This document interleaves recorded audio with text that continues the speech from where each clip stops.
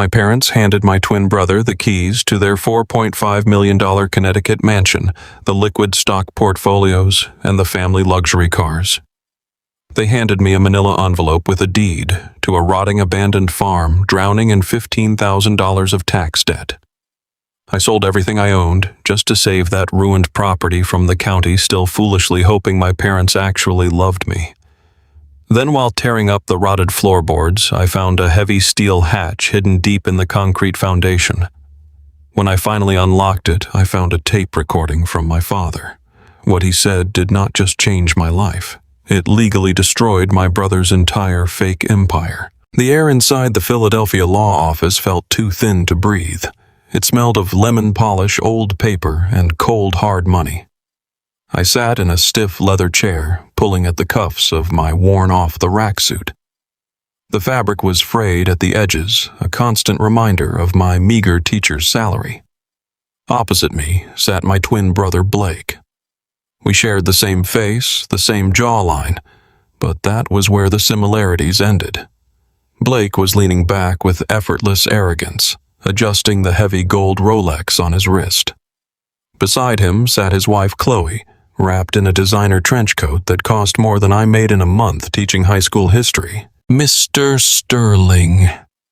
The estate attorney cleared his throat. He sat behind a massive mahogany desk adjusting his wire-rimmed glasses. The thick folder resting in front of him contained the final wishes of our parents, Richard and Caroline. My heart hammered against my ribs, echoing loudly in my own ears. For the last 4 years, my entire life had been consumed by their declining health. While Blake was busy building his flashy real estate development firm, snapping photos for business magazines, and taking Chloe on luxury European vacations, I was the one driving our parents to oncology appointments. I was the one sitting up with Dad when the pain medication stopped working in the middle of the night. I used all my sick days, depleted my meager savings, and put my own personal life on hold because they were family. Family was supposed to mean sacrifice. I honestly believed they saw that effort. I believed they understood my loyalty. I was completely wrong. We will begin with the primary physical assets and liquid portfolios. Mr. Sterling announced, his voice devoid of any emotion. He turned the crisp parchment pages. To my son Blake, I leave the primary family estate located in Connecticut, valued currently at $4.5 million. In addition, Blake is awarded the entirety of the liquid stock portfolios, the family holding accounts, and the luxury vehicles. Blake did not even try to hide his satisfaction. He smiled a slow, predatory grin and squeezed Chloe's hand. Chloe let out a soft sigh of relief, already mentally spending millions. I sat frozen. My stomach twisted into a tight, sickening knot. The Connecticut house, the stocks, the cars. Everything of actual value had just been handed directly to the son who had not bothered to show up for Thanksgiving in 5 years. The son who sent his assistant to our mother's funeral because he had a scheduling conflict. And to my son Wyatt, Mr. Sterling continued. He did not look up at me. Instead, he reached into his drawer and pulled out a single thin manila envelope. He slid it across the polished mahogany desk. I picked it up. It felt completely weightless. My hands shook slightly as I opened the flap and pulled out a single yellowed deed. "Wyatt," the lawyer stated flatly, "you are awarded the deed to Oakhaven. It is a 50-acre agricultural property located in rural Pennsylvania. You should be aware that the property has been abandoned for nearly 2 decades. The structures are severely dilapidated. Furthermore, the property carries $15,000 in overdue county property taxes. As the new legal owner, that debt is now your sole responsibility. There are no other provisions for you in this will." The silence in the room was deafening. I stared at the paper in my hands, trying to make sense of the words. Oakhaven, a rotting, forgotten plot of dirt in the middle of nowhere. No money, no support, just a collapsed farmhouse and a massive tax bill that I had absolutely no way to pay. They had not just disinherited me. They had deliberately strapped an anchor to my ankles and thrown me into the ocean. A sharp, sudden noise broke the silence. It was a laugh. I looked up. Chloe was covering her mouth, her shoulders shaking with amusement. She leaned into Blake, whispering something I could not hear, but her eyes were full of absolute mockery. Blake did not bother whispering. He leaned forward, resting his elbows on his knees, staring directly into my eyes. "Dad always knew you belonged in the dirt, Wyatt," Blake said, his voice dripping with condescension. "Enjoy shoveling manure while I run the empire." I wanted to scream. I wanted to stand up, grab him by the collar of his custom suit, and demand to know how he could sit there and gloat. I wanted to ask Mr. Sterling if there was some kind of mistake. How could my father, a man obsessed with fairness, and my mother who always preached about family duty, do this to me? I had bathed them. I had fed them. I had held their hands while they took their final breaths. I gave them everything I had. "Is that a joke?" I asked, my voice cracking in the quiet room. $15,000 in taxes. I do not have that kind of money. You know I do not. Then sell it for scraps. Blake sneered, standing up and buttoning his jacket. Or let the county take it. Honestly, Wyatt, you have always been a burden. You chose to be a low-paid teacher. You chose to live a small, pathetic life. Dad just finalized what we all already knew. You are not built for success. Chloe stood up next to him, smoothing her hair. Come on, Blake. We have a meeting with the interior decorator for the Connecticut house. Let Wyatt figure out his little farm problem. They turned and walked out of the office, their expensive leather shoes clicking sharply against the hardwood floor. They did not look back. I remained in the stiff leather chair alone with the lawyer staring at the yellowed deed. The betrayal felt like a physical knife twisting in my ribs. It was not about the money. I had never cared about the millions. It was about the utter lack of respect. It was about the fact that my parents had looked at my years of devotion, weighed it against Blake's selfish ambition, and decided that I was the one who deserved to be punished. Take the envelope, Wyatt, Mr. Sterling said quietly, stacking his papers. The tax collector will be sending notices to your current address by the end of the week. You have 30 days to settle the debt, or the county will seize the land. I folded the deed, my knuckles turning white. I shoved it into the pocket of my cheap suit and walked out of the mahogany office. I felt like the ground had been completely ripped out from under me. But the worst part of that day was not the will. The worst part was waiting for me outside in the freezing rain, standing right next to my car. The heavy glass doors of the law firm shut behind me with a dull, heavy thud. That sound finalized the nightmare I had just walked out of. I stood under the grand stone archway for a long second, staring out at the slate-gray sky. A brutal November rain was coming down in thick, freezing sheets, turning the busy Philadelphia streets into a miserable gray blur.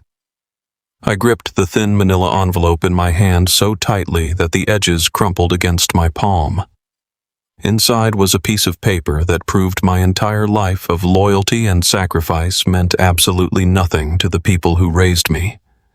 I stepped out from under the stone archway and directly into the torrential downpour. The icy rain soaked instantly through the thin fabric of my cheap suit jacket, chilling me completely to the bone, but I barely registered the physical cold. My mind was entirely numb. I felt like a ghost haunting my own body, drifting aimlessly away from the scene of a fatal collision. I kept my head down, navigating the deep puddles in the pristine gated parking lot reserved for the firm's wealthy clients.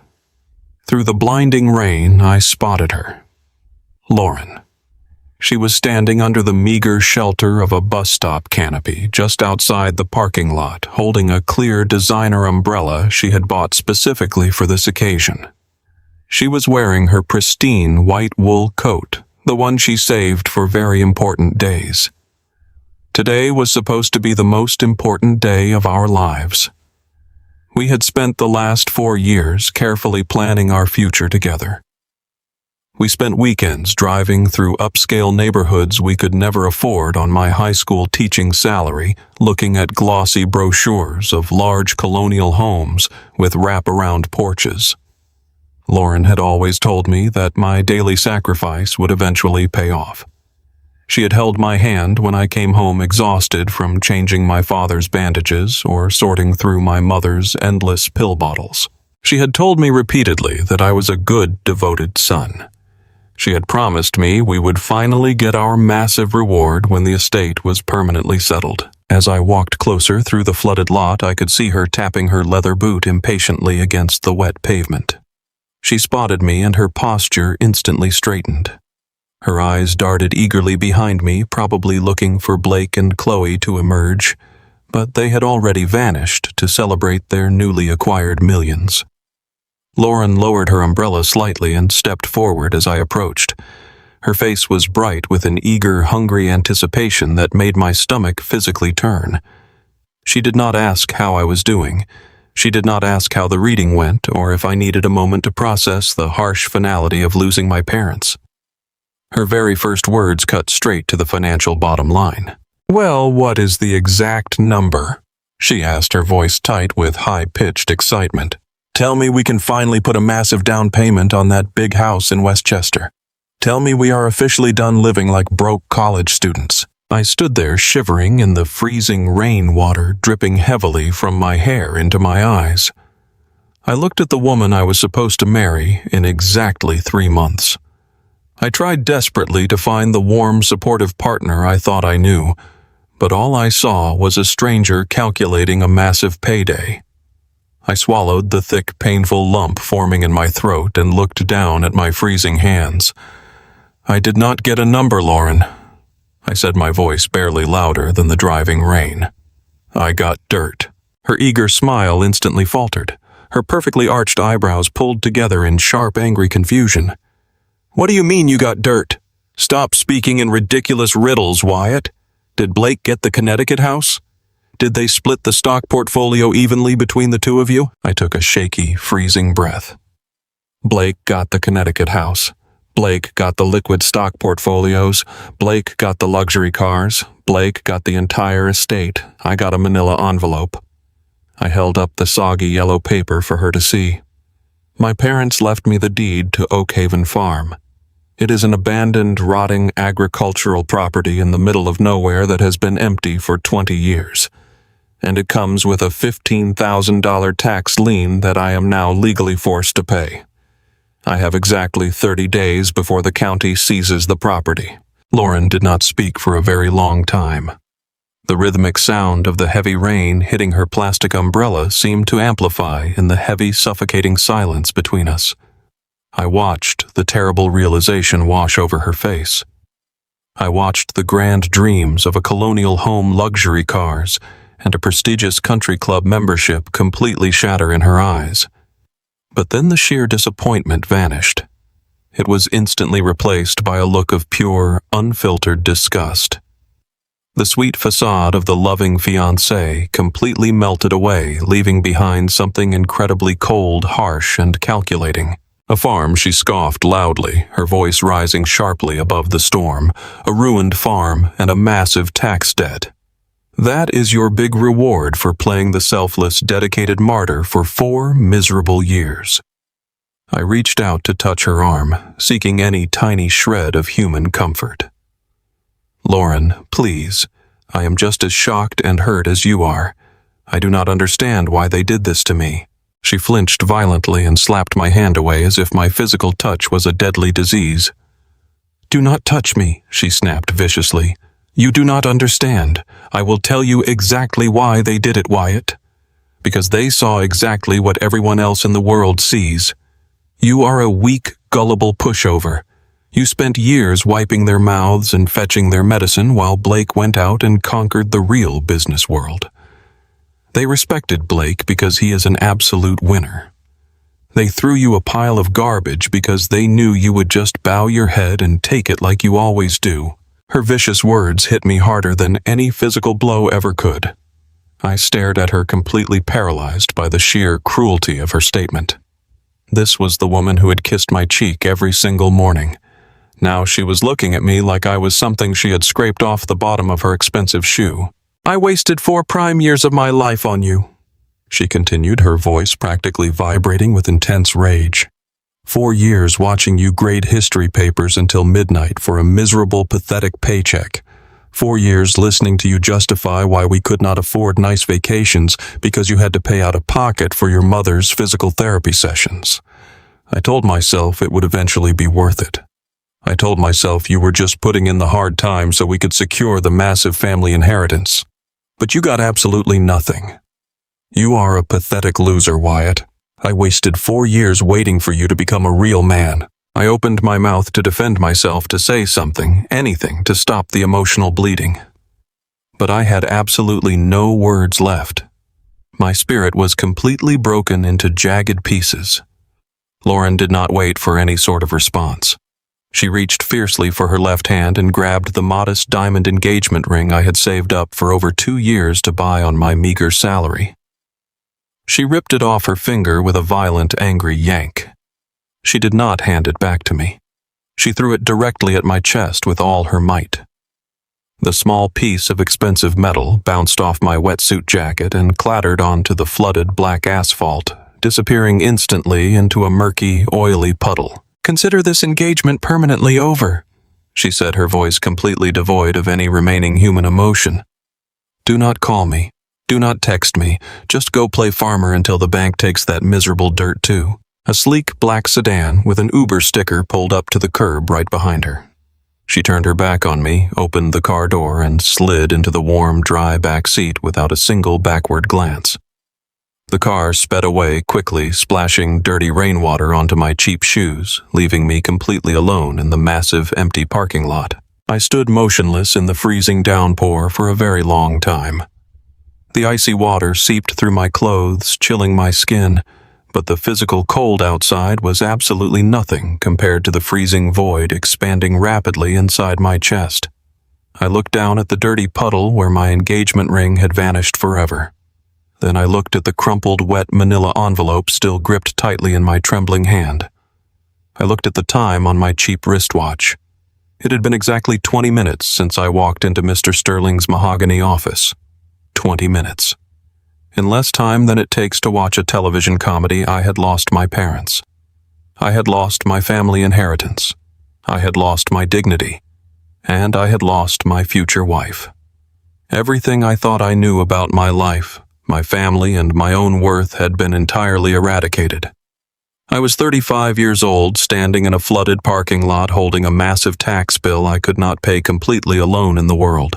The morning sun offered absolutely no warmth as it filtered through the cheap vinyl blinds of my apartment.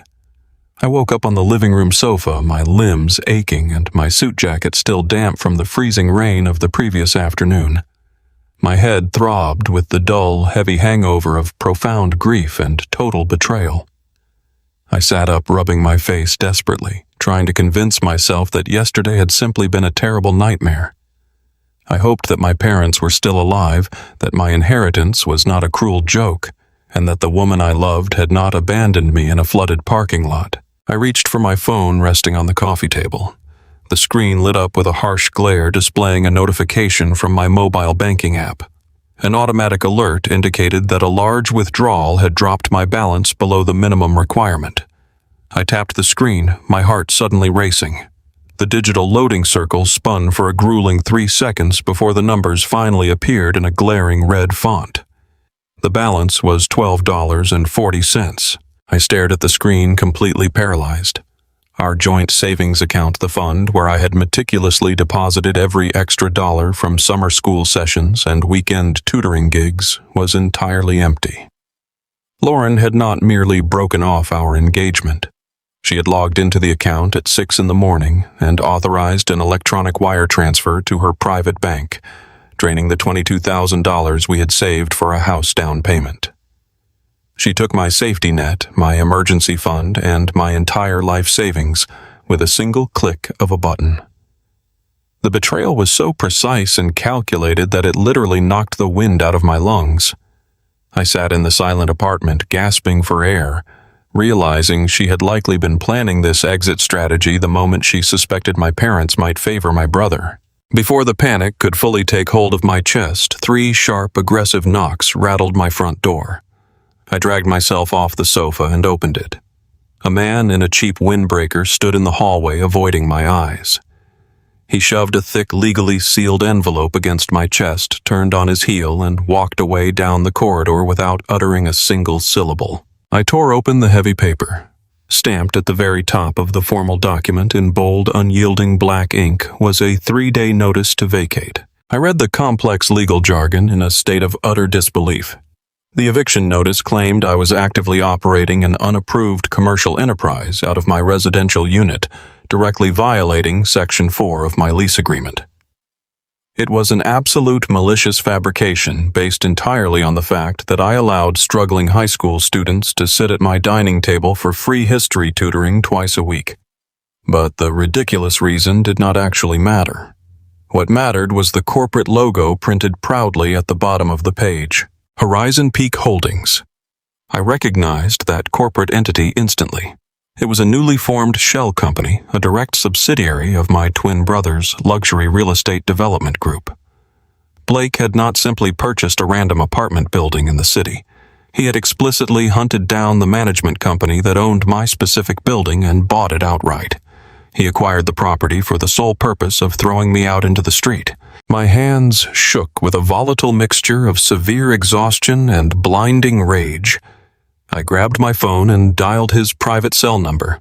I fully expected his secretary to intercept the call, but Blake answered on the second ring. The background noise was unmistakable. The clinking of crystal glasses and the soft hum of classical music indicated he was sitting in a high-end breakfast club. "Blake," I said, my voice tight and trembling. "You bought my apartment building just to slap me with a fraudulent eviction notice. Lauren completely drained my bank account this morning. I have absolutely no savings left. You know exactly why my personal credit cards are maxed out. I spent $45,000 on out-of-pocket hospice care oxygen tanks and private nurses for Dad during his final 8 months. My credit score is ruined because I kept our parents comfortable while you were dodging their phone calls. I just need a 30-day grace period to figure my life out." He let out a soft, highly amused sigh on the other end of the line. I could picture him perfectly sitting in a plush leather booth, sipping an imported espresso. "You always were entirely too emotional," Wyatt Blake said, his tone dripping with corporate arrogance. "That is exactly why you are perpetually broke. I acquired your building because the neighborhood gentrification value is skyrocketing. Evicting the lower-income tenants to renovate the units is simply part of my standard restructuring process. It is just business, little brother. Besides, you are a prominent landowner now. Why do not you go live in your new barn?" The line went dead. The harsh dial tone buzzed against my ear like a physical taunt. Blake had orchestrated this entire sequence of destruction. The humiliating will, the immediate property acquisition, the targeted eviction. He wanted to completely obliterate my existence in the city to ensure I was too poor and too desperate to ever contest the estate or ask his firm for a single dime. He wanted me permanently erased. I stood in the center of my small living room, the walls suddenly feeling like a crushing physical trap. I had no money to hire a defense attorney to fight the fake eviction. I could not possibly secure a new apartment lease with a destroyed credit score and $12 to my name.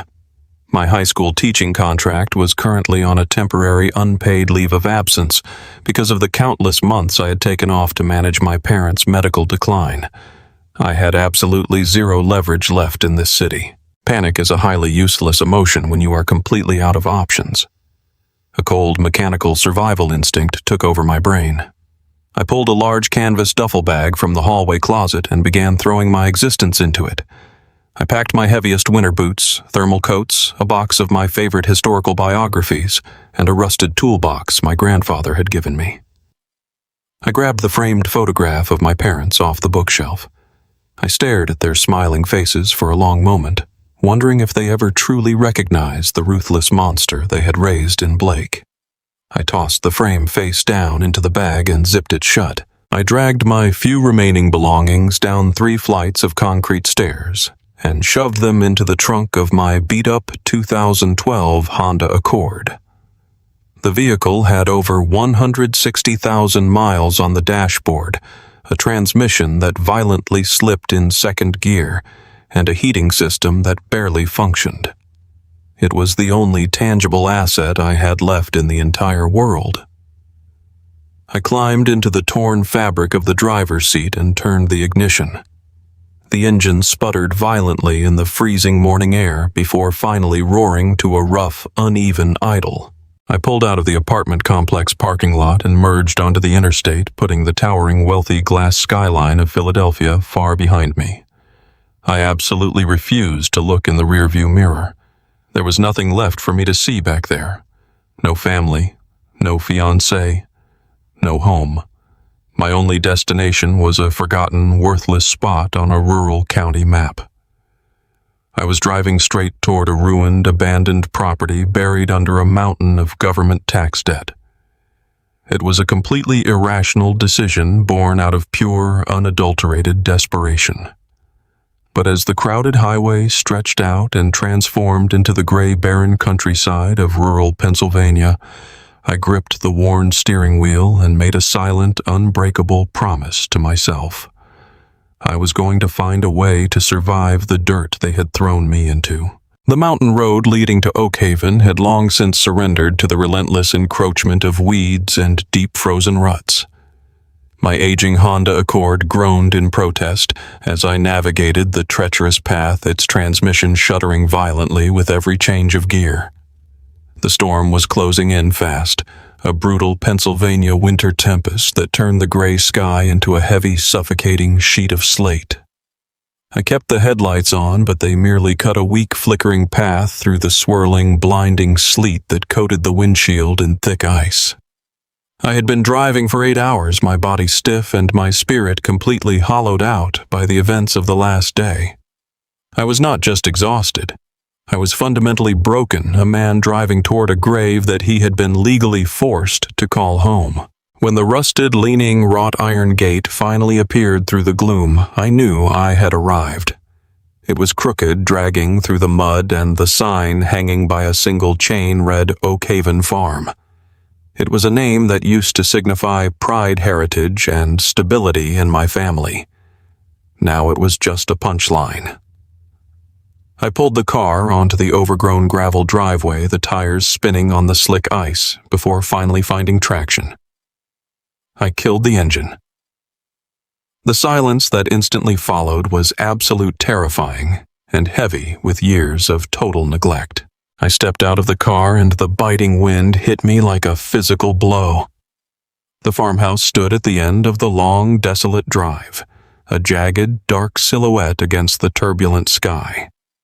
It was a decrepit, 2-story structure that looked as though it was slowly sinking back into the earth, desperate to hide from the shame of its current condition. I hauled my duffel bag out of the trunk, my boots crunching on the frozen weeds, and trudged toward the front porch. The wood groaned and shifted under my weight, the structural integrity of the boards clearly compromised by years of rot and water damage. I pushed the front door open and the smell hit me first. It was the scent of dead air, damp insulation, and deep encroaching black mold. I clicked on my flashlight and the beam cut through the freezing dark interior. My stomach plummeted. The roof had clearly failed years ago, allowing rain to pour into the upper level and ruin the floors below. Large sections of the ceiling plaster had collapsed, littering the main living room with debris and wet, soggy insulation. The windows were shattered, allowing the wind to howl through the house like a dying animal. It was not a home. It was a tomb. Every appliance had been stripped out. The wiring was ripped from the walls by scavengers, and the floors were warped to the point where walking felt like navigating a ship on a rough sea. There was absolutely nothing left of value. My parents had left me a liability, a literal pile of rotting timber, and they had attached a $15,000 tax bill to it just to ensure I could never walk away. I shivered violently as the temperature inside the house plummeted. I was trapped in a nightmare of my own inheritance. I wandered into a side room, a small den, where I found a dusty, threadbare mattress leaning against the wall in a closet. I dragged it to the center of the living room, away from the worst of the ceiling collapses. I did not take off my heavy winter coat, my gloves, or my scarf. I simply lay down on the cold, stiff surface, pulling my coat tight around me, and stared up at the black, gaping holes in the roof. I thought about my father. I thought about the thousands of hours I spent sitting in cold hospital waiting rooms, listening to him complain about how he had built his legacy with his own 2 hands. I had admired him. I had trusted him. I had believed that behind his harsh, demanding nature, there was a man who loved his sons. I was the one who had stayed. I was the one who had cleaned up the messes. I was the one who had been there when he died. Why would he condemn me to freeze to death in this shack? Was this his final, ultimate prank? A way to mock my devotion from beyond the grave. The bitterness burned in my chest, hot and sharp, contrasting with the freezing air that stung my lungs with every breath. I felt like a fool.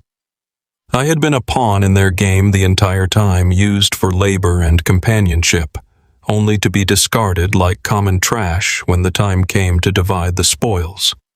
I closed my eyes, trying to force my brain to shut down to retreat into sleep, just to escape the crushing weight of the injustice. The storm raged all night, the house shaking and screaming around me. I drifted in and out of a shallow, shivering slumber, my mind haunted by visions of Blake drinking champagne in that Connecticut mansion, laughing at the thought of me shivering on a rotten floor. Morning arrived, not with sunlight, but with a dull gray dimness that leaked through the cracks in the walls. I woke up with my joints frozen, my nose numb from the cold. I sat up intending to get back into the car to find some warmth, but the sound stopped me cold. It was a sharp, aggressive, and rhythmic banging on the front door. It was not the wind. It was someone striking the rotting wood with a heavy object. I froze, the adrenaline surging through my tired, aching body. I was miles from the nearest neighbor. Who could possibly be out here in the middle of a blizzard knocking on my door at dawn? I stood up, my boots thudding against the floor, and started toward the entryway, wondering if I was about to face the final act of this disaster. The violent pounding against the front door rattled the loose window panes and sent a shockwave through my frozen body. I scrambled off the filthy mattress, my muscles screaming in protest from sleeping on the freezing floor. My breath formed thick white clouds in the bitter air of the living room as I stumbled toward the entryway. I yanked the swollen wooden door open, fully expecting to see a local vagrant or perhaps even my brother coming to deliver another dose of mockery. Instead, I found a heavy-set man in a neon yellow high-visibility jacket standing on the rotting porch. He held an aluminum clipboard tightly against his chest to block the driving sleet. A white county utility truck was idling loudly in the muddy driveway behind him, exhaust fumes billowing into the gray winter sky. "I am with the county code enforcement office," the man stated, his voice flat and entirely devoid of any human empathy. "This property has been flagged as a severe structural hazard. The main foundational support beams in the basement and the primary load-bearing walls have sustained catastrophic water damage. This house is officially classified as unfit for human habitation." I stared at him in utter disbelief. I tried to frantically explain that I had literally just arrived the night before. I told him I was the new legal owner and that I just needed a little bit of time to get my bearings and figure out a basic repair plan. The inspector cut me off with a sharp wave of his gloved hand. He pulled a pen from his pocket and tapped it aggressively against the pink paperwork I was holding. "You do not have time, buddy," he said dryly. "Read the citation. The county is giving you exactly 7 days to completely replace the compromised support beams and bring the main foundation up to minimum safety codes. Furthermore, the outstanding property taxes must be settled in full by that exact same deadline. If you fail to meet both of those strict requirements by next Friday at noon, the local government will formally condemn the land. You will be legally evicted, the house will be demolished, and the entire 50 acres will be immediately seized for public auction." My heart dropped into my stomach. 7 days. They were demanding a massive structural overhaul and $15,000 in cash in a single week. It was an absolutely impossible mandate. I looked out at the frozen, dying landscape of the farm, feeling the crushing weight of total defeat settling heavily over my shoulders. "Why the sudden urgency?" I asked, my voice shaking with a mixture of cold and rising panic. "This place has been sitting empty and rotting for 2 decades. Why is the county suddenly rushing to tear it down the exact moment my parents die and I inherit the deed? The inspector shrugged his thick shoulders, turning his back to the bitter wind. Look, I just filed the paperwork. But if you really want to know, the county zoning office received a highly motivated inquiry early yesterday morning. Some big corporate buyer from out of state submitted a preemptive cash offer on the land. They bought the adjacent commercial lots a few months ago and they want to absorb this acreage into their portfolio. They told the Planning Commission they are ready to buy the farm site unseen the second it goes to public auction. Money talks in this town, friend. The county wants the back taxes paid and this corporate buyer is practically throwing cash at them. You are just standing in the way of a highly lucrative real estate deal. The inspector walked down the broken wooden steps and climbed back into his idling utility truck. He drove away, leaving me standing alone on the ruined porch with the pink citation violently flapping in the winter wind. The chilling reality of the situation hit me with the force of a runaway freight train. A corporate buyer from out of state. A preemptive cash offer submitted the exact morning after the will was read. It did not take a genius to figure out exactly who was pulling the strings at the local zoning office. This was not a random coincidence. This was Blake. My twin brother was not satisfied with stealing the Connecticut mansion, the liquid stock portfolios, and the luxury cars. He was not satisfied with having his shell company buy my apartment building just to illegally evict me onto the street. Blake was actively hunting me down. He knew I had no money to pay the $15,000 tax lien. He knew I could not possibly afford massive structural repairs. He had deliberately tipped off the county inspectors to accelerate the condemnation process so he could swoop in and purchase Oakhaven at auction for pennies on the dollar. He wanted to strip away the very last grain of dirt that possessed my name. He wanted me completely erased from the family legacy. I retreated back inside the freezing house and slammed the heavy door shut against the howling storm. A fierce burning anger ignited deep inside my chest. It was a raw, primal fury I had never experienced before. I absolutely refused to let him win. I pulled my cell phone from my heavy coat pocket. The battery was hovering at a perilous 14%, but the rural cell tower signal was just strong enough to make a few desperate calls. I spent the next 3 hours sitting on the dirty mattress, dialing every local contractor, foundation specialist, and structural engineer I could find in the online county directory. I explained the dire condition of the load-bearing walls and begged for an emergency repair quote. Most of them laughed out loud and hung up the moment I described the extent of the wood rot. 3 contractors actually took the time to calculate the raw materials and emergency labor costs. The numbers they gave me were absolutely devastating.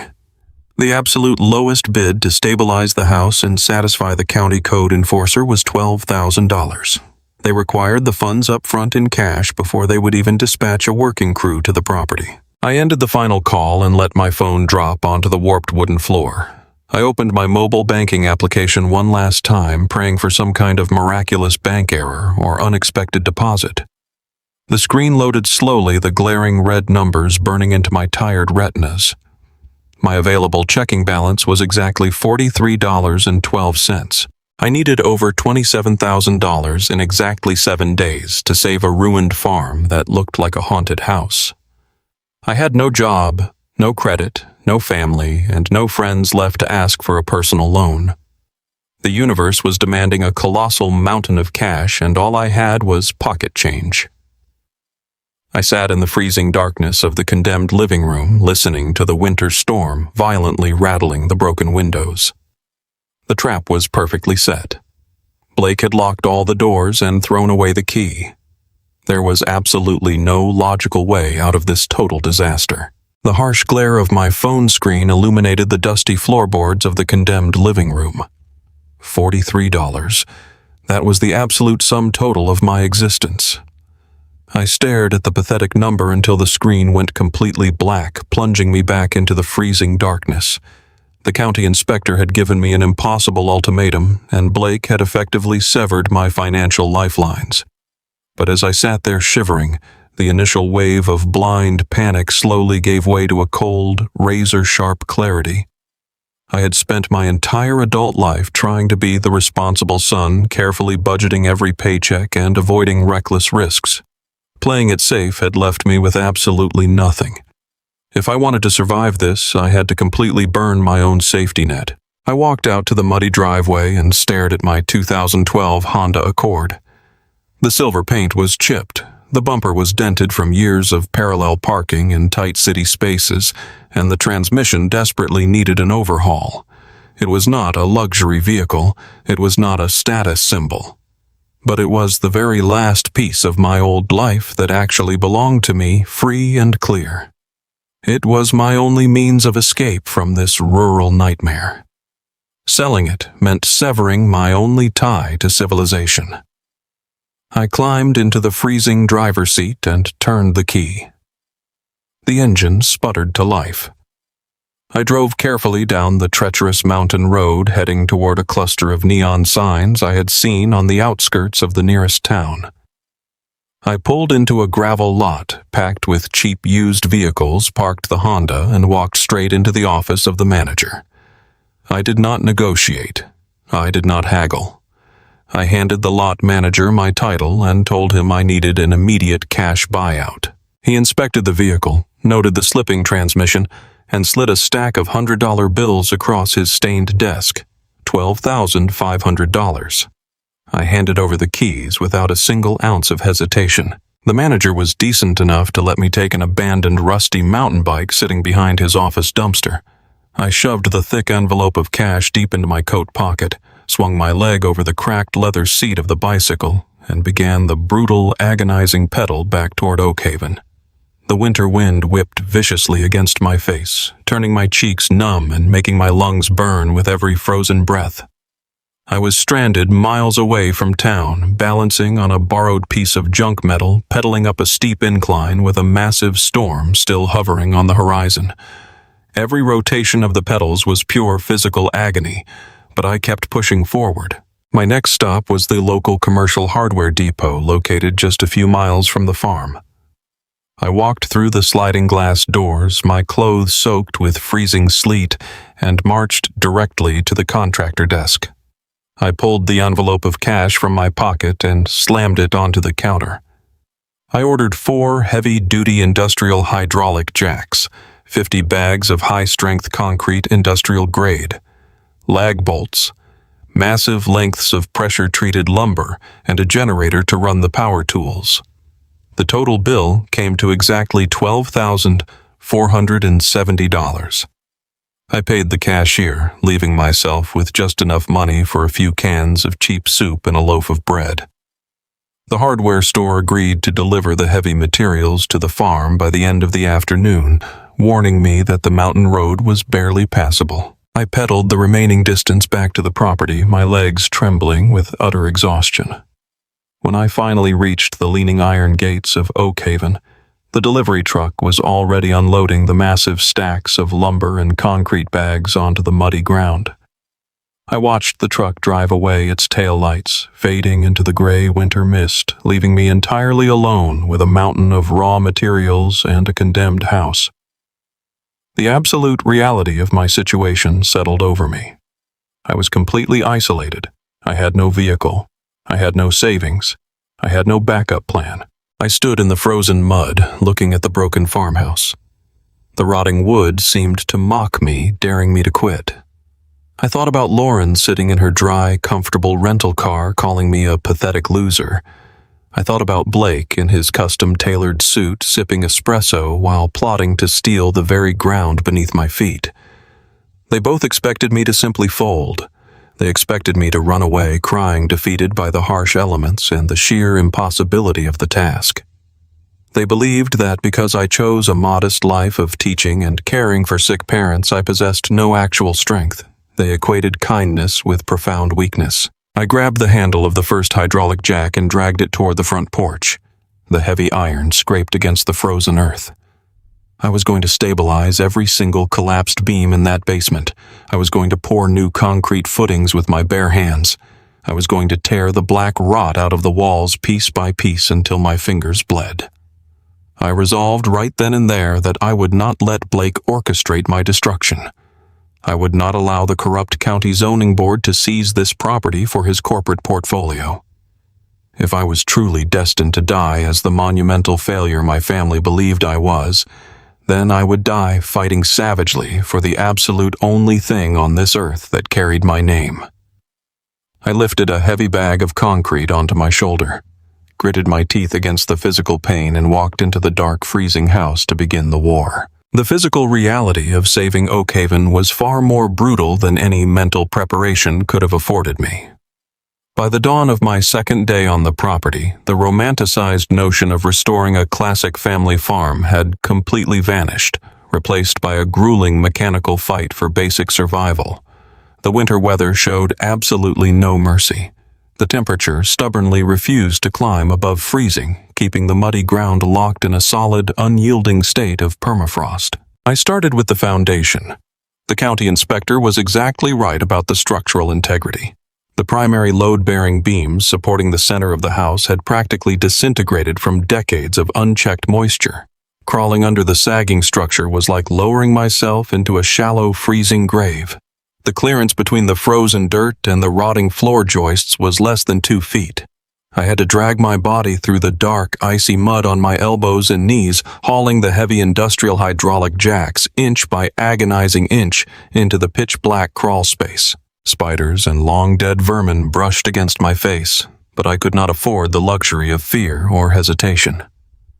I positioned the heavy steel jacks under the groaning beams and began to pump the levers. With every single compression of the handle, the entire house shrieked above me.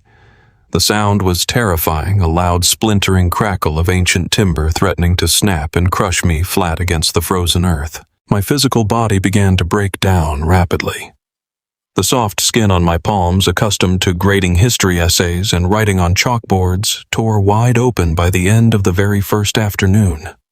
Massive fluid-filled blisters formed across my fingers, only to burst and bleed into my thick work gloves. My lower back screamed in constant throbbing agony. Every morning, simply forcing myself to stand up off the filthy mattress felt like an impossible victory. I subsisted on cold canned soup and stale bread, chewing my meager rations while staring at the mountain of raw materials I still had to process. Yet an unexpected fiery energy kept my exhausted muscles moving.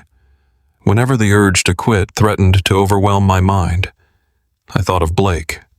I pictured his smug, arrogant smile sitting in that mahogany law office. I heard the sickening, high-pitched sound of Lauren laughing at my empty bank account. They had written me off as a pathetic loser who would collapse at the first sign of real hardship. That deep, burning resentment became my absolute fuel. I mixed 50-pound bags of concrete by hand in a plastic wheelbarrow, ignoring the sharp pain shooting up my spine. I poured thick, solid footings around the rusted jacks, forcing the old house to stand upright once again. I was literally putting my own blood and sweat into the soil of Oakhaven. By the time the 5th night arrived, the most critical stabilization was finally complete. The floor no longer felt like a sinking ship when I walked across it. However, the center of the main living room was still a dangerous disaster zone. The roof leak had dumped years of rain directly onto a massive 10 by 10 section of hardwood, turning the oak planks into a spongy, hazardous mess.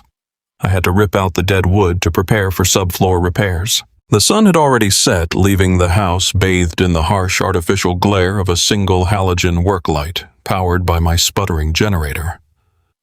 I picked up my 10-pound sledgehammer. The wooden handle was slick with my own sweat. I positioned myself at the edge of the rot, raised the heavy hammer high above my head, and brought it down with everything I had left in me. The heavy iron head smashed into the wet wood with a dull, wet thud. Splinters flew into the freezing air. I raised the hammer and swung again. Over and over, I pounded out my frustration, my grief, and my profound anger. Every swing was a direct strike against my brother. Every shattered plank was a rejection of the wealthy, corrupt society that had deemed me completely worthless. I moved toward the dead center of the room, my breath coming in ragged white gasps. I brought the sledgehammer down for another massive strike. Instead of the dull, expected sound of the iron crushing wet timber, a deafening metallic clang violently echoed through the empty house. The impact was so completely jarring that the shockwave traveled straight up the wooden handle and severely rattled my teeth. The sledgehammer bounced off the floorboard and flew out of my numb hands, crashing heavily into a nearby wall. I staggered backward, clutching my stinging wrists. I stood there panting in the harsh light, staring at the shattered hole in the floor. That sound was entirely wrong. Underneath the hardwood planks of a century-old farmhouse, there should have been nothing but wooden joists and the dirt crawl space I had just spent 3 days navigating. Wood does not ring like a solid church bell. I dropped to my bruised knees and crawled toward the jagged hole. I grabbed a crowbar and furiously pried the remaining splinters of the ruined hardwood away from the impact site. I ripped up large damp chunks of the floor, tossing them frantically over my shoulder. Beneath the wooden subfloor, I did not find empty space or frozen dirt. I found solid, perfectly poured concrete. My heart began to pound a frantic, chaotic rhythm against my ribs. I scrambled to grab my flashlight, shining the bright beam directly into the expanding hole. I kept ripping up the floorboards, clearing the area, until a perfectly square 4-foot section of the concrete foundation was completely exposed. I wiped away decades of accumulated dust, dead leaves, and grime with my bleeding hands. The rough texture of the concrete suddenly gave way to something incredibly smooth and freezing to the touch. It was solid steel. Embedded flawlessly into the thick concrete slab was a massive industrial-grade steel hatch. It looked like the airtight door of a modern naval submarine, completely hidden beneath the floors of a forgotten farmhouse. The metal was dull gray, completely free of any rust, indicating it was forged from an extremely high-quality weather-resistant alloy. There were no exposed hinges, no obvious handles to pry open, and absolutely no seams that a crowbar could ever exploit. I sat back on my heels, my mind racing in a million different directions.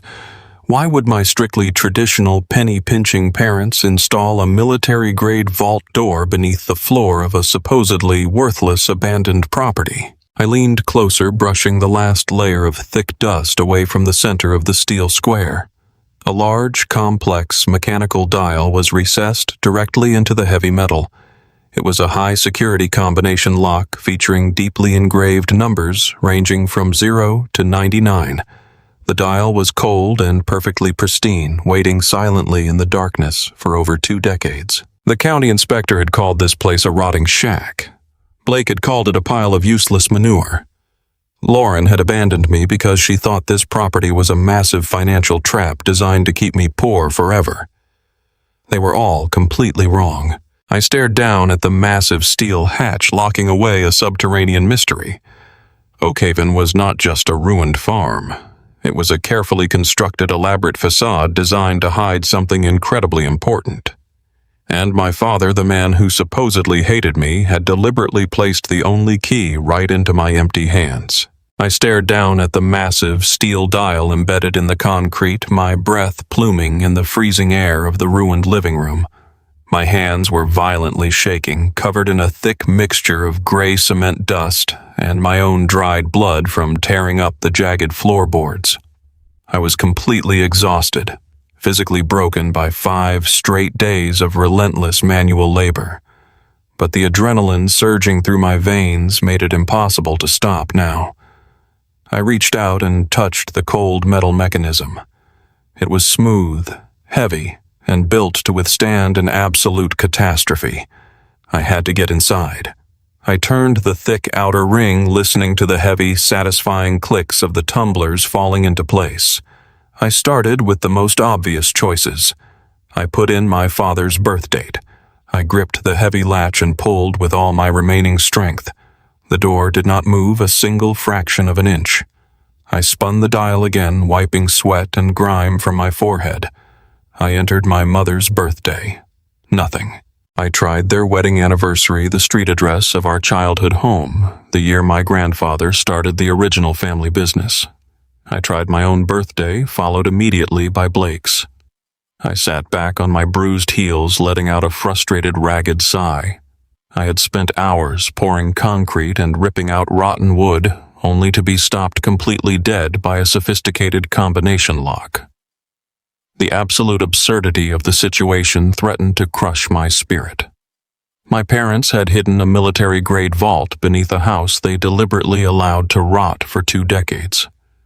They wanted me to find it, but my father was far too meticulous a man to use a simple, easily guessed password. He built an underground fortress, and he designed the key to be something only the right person would ever recognize. I closed my eyes, trying to block out the howling winter wind tearing through the broken windows above me. I needed to think exactly like Richard. I needed to remember everything about his final days. My mind drifted back to the sterile, suffocating atmosphere of the hospital oncology ward. It was the night before his failing heart finally gave out completely. Blake was allegedly closing a massive real estate deal in Chicago, completely unreachable by phone.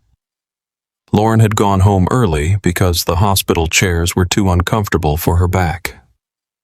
I was the only one sitting in the dim, quiet room listening to the rhythmic, depressing hum of the heart monitor. Around 2 a.m, my father had a sudden, terrifying surge of restless energy. He grabbed my wrist with surprising strength, his grip bruising my skin. His eyes were wide, completely dilated from the heavy doses of morphine, and he was muttering feverishly. At the time, the attending nurses told me it was just terminal delirium, a common symptom of the end. He kept repeating a specific sequence of numbers, insisting with desperate urgency that I write them down. He said the foundation was poured, the water was deep, and the numbers were the absolutely only way to keep the rot from spreading to the rest of the family. I had tried to soothe him, smoothing the thin hospital blanket over his trembling shoulders, telling him everything was going to be fine. I had written the numbers down on a small medical receipt just to humor his frantic state, shoving the slip of paper into my wallet before he finally drifted off to a restless sleep. He died less than 10 hours later. My eyes snapped open in the freezing living room. The foundation was poured. The numbers were the only way to keep the rot from spreading. I scrambled frantically for my heavy winter coat, plunging my bleeding hands into the deep fleece pockets. I pulled out my worn leather wallet and tore through the accumulated receipts, old grocery bills, and useless business cards.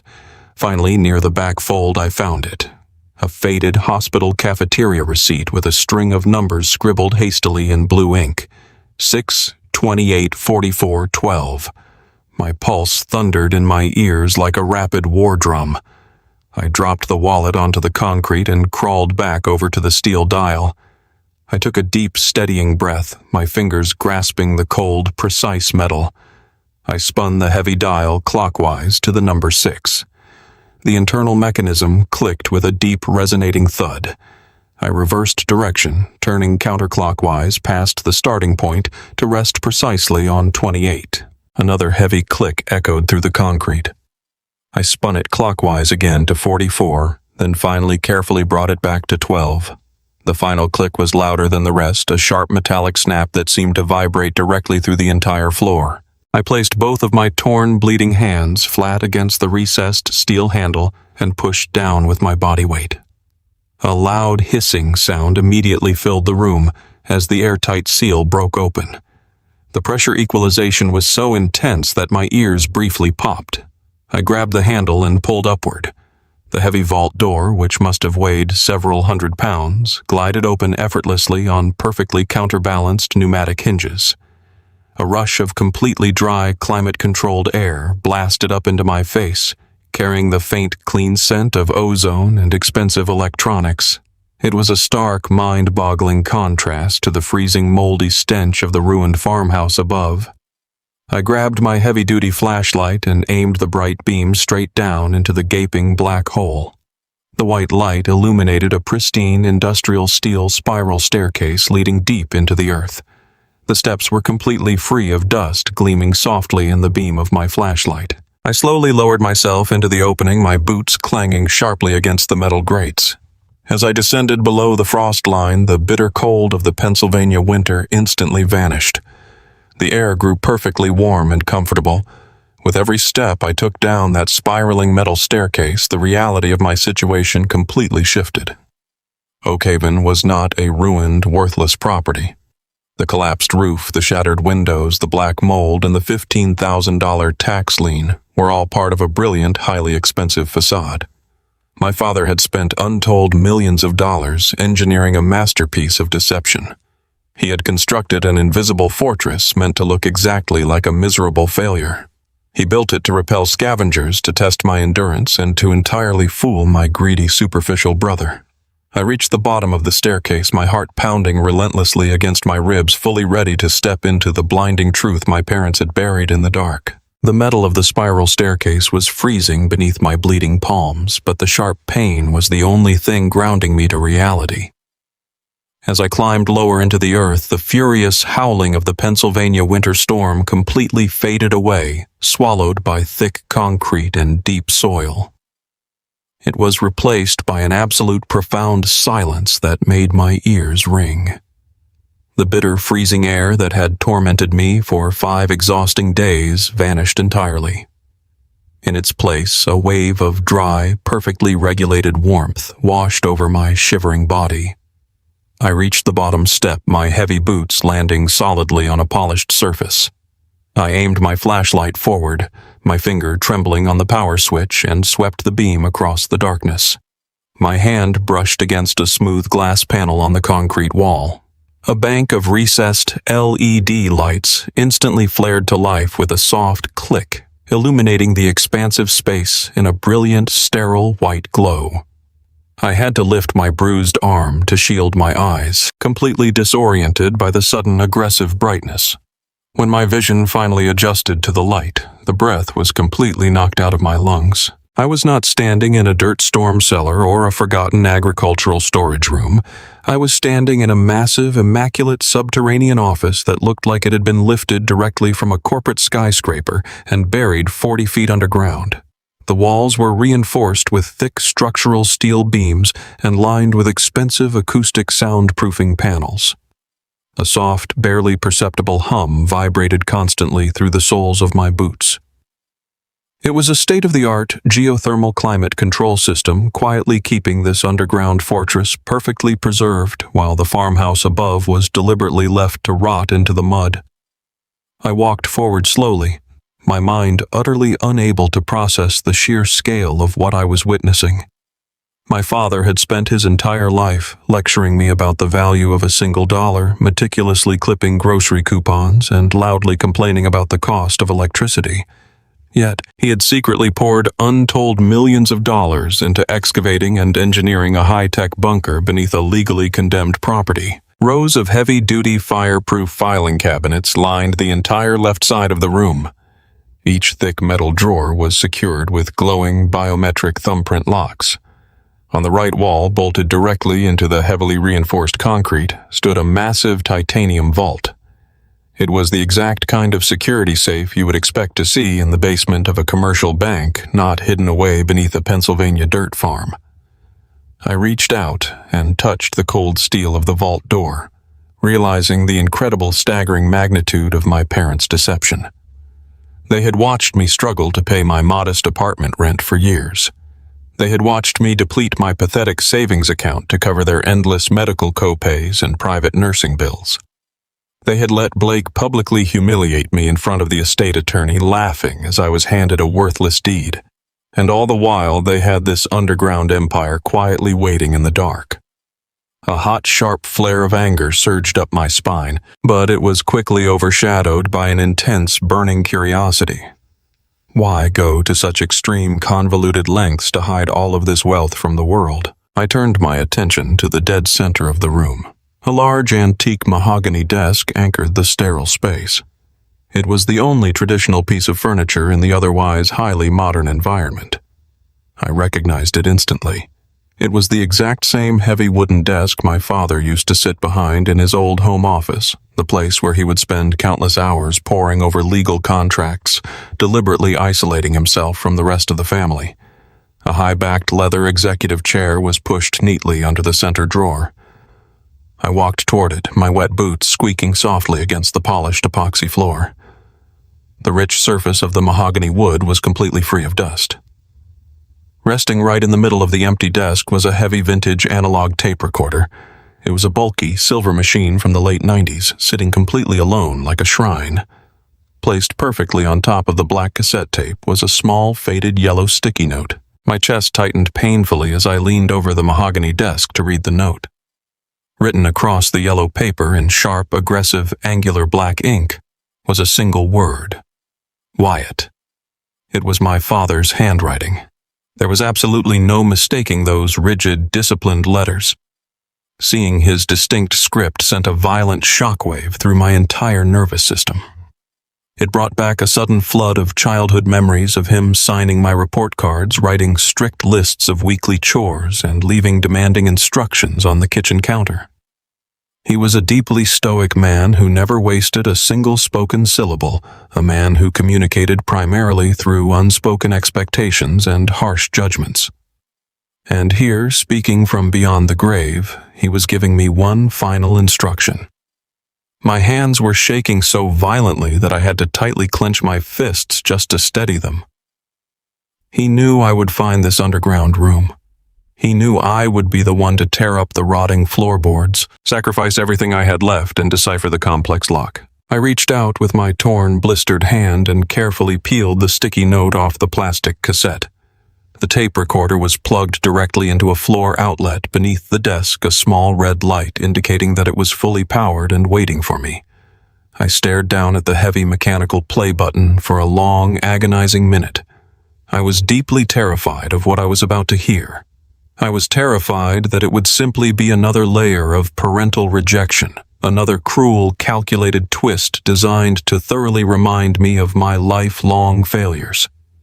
But I also knew I had absolutely no choice.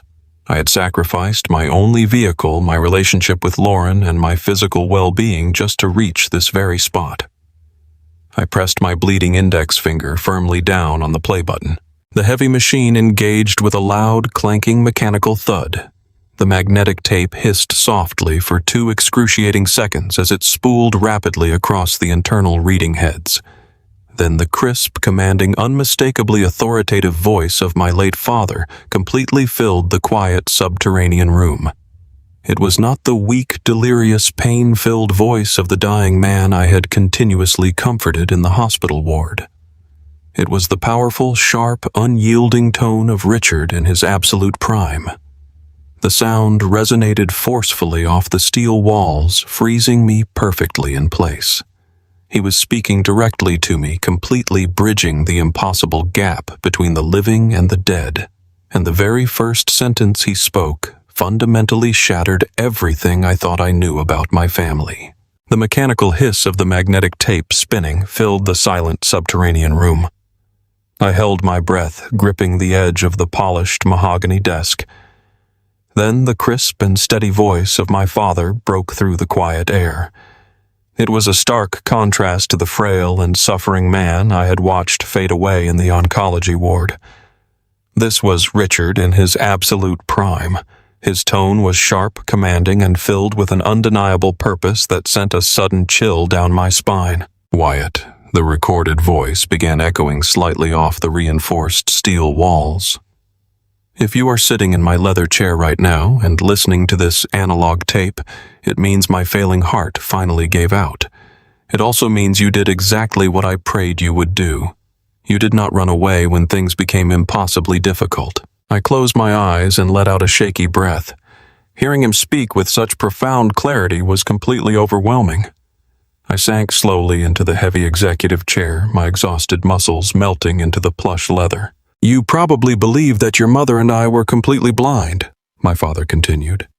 You probably think we were entirely fooled by your twin brother's expensive tailored suits, his glossy magazine features, and his endless arrogant bragging. You probably thought we never saw the countless sacrifices you made for us over the last 4 years. I need you to know that we saw absolutely everything. We knew exactly who Blake really was, and more importantly, we knew exactly who you were. The tape crackled softly before his voice returned lower and far more intense this time. Blake is completely hollow, Wyatt. He is a man driven entirely by unearned ego and absolute greed. Over the past 5 years, while you were quietly grading high school history papers and driving us to endless medical appointments, your brother was systematically bleeding my company dry. He was secretly funneling corporate capital through a complex web of offshore accounts just to fund his lavish lifestyle. He used my money to buy his luxury cars, to finance his extravagant trips with Chloe, and to feed his pathetic need for high society validation. Blake is nothing more than a fragile shell wrapped in an expensive suit. I opened my eyes, staring at the spinning spools of the tape recorder in pure shock. My father had known. He had known about the embezzlement and the deep corruption the entire time. He had watched Blake parade around as a self-made real estate genius, knowing perfectly well that Blake was a glorified thief. I could not simply call the authorities or hand you the empire, the recording explained. The financial rot Blake created was entirely too deep. He had tied his own toxic personal debts directly to the primary family assets. If I had simply transferred the estate to you, Blake would have dragged you into a decade of vicious legal battles. He would have used his high-priced corporate lawyers to crush you, and he would have eventually destroyed the family legacy in the exact same process. I had to create a scenario where Blake would gladly eliminate himself. I had to build a trap perfectly disguised as a grand reward. I knew his incredible vanity would completely blind him to the hidden dangers of the Connecticut property. I knew he would never look past the surface-level glamour. My father's voice took on a fierce, proud resonance. I knew the reading of the will would completely shatter your heart. I know exactly how cruel it must have looked for the estate attorney to hand Blake a multi-million-dollar mansion while tossing you a ruined dirt farm in Pennsylvania. But you have to understand the logic of my decision. That was the ultimate test. It was a trap designed specifically for a greedy man and a crucible designed specifically for a worthy one. I leaned forward, hanging onto every single word. The immense pain of the last week, the brutal betrayal by Lauren, the vile mockery from Blake and Chloe, it all began to completely shift in my mind. It was never a punishment. It was a brutal and highly necessary initiation. If you are hearing this message right now, Wyatt, it means you did not sell the farm to the first corporate buyer who came sniffing around. It means you chose to stay in the freezing cold. It means you literally bled for this land. You tore up those rotted floorboards, you braved the terrible winter storm, and you proved beyond any shadow of a doubt that you have the unbreakable character required to protect this family. Blake failed the test the very moment he smiled and accepted that Connecticut mansion. He took the shiny, toxic bait without a second thought, because he lacks basic integrity. Tears began to stream silently down my face, washing away the gray cement dust on my cheeks.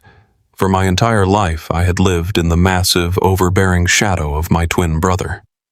I had believed the lies that society told me, that loud arrogance equated to success and that quiet devotion was synonymous with failure.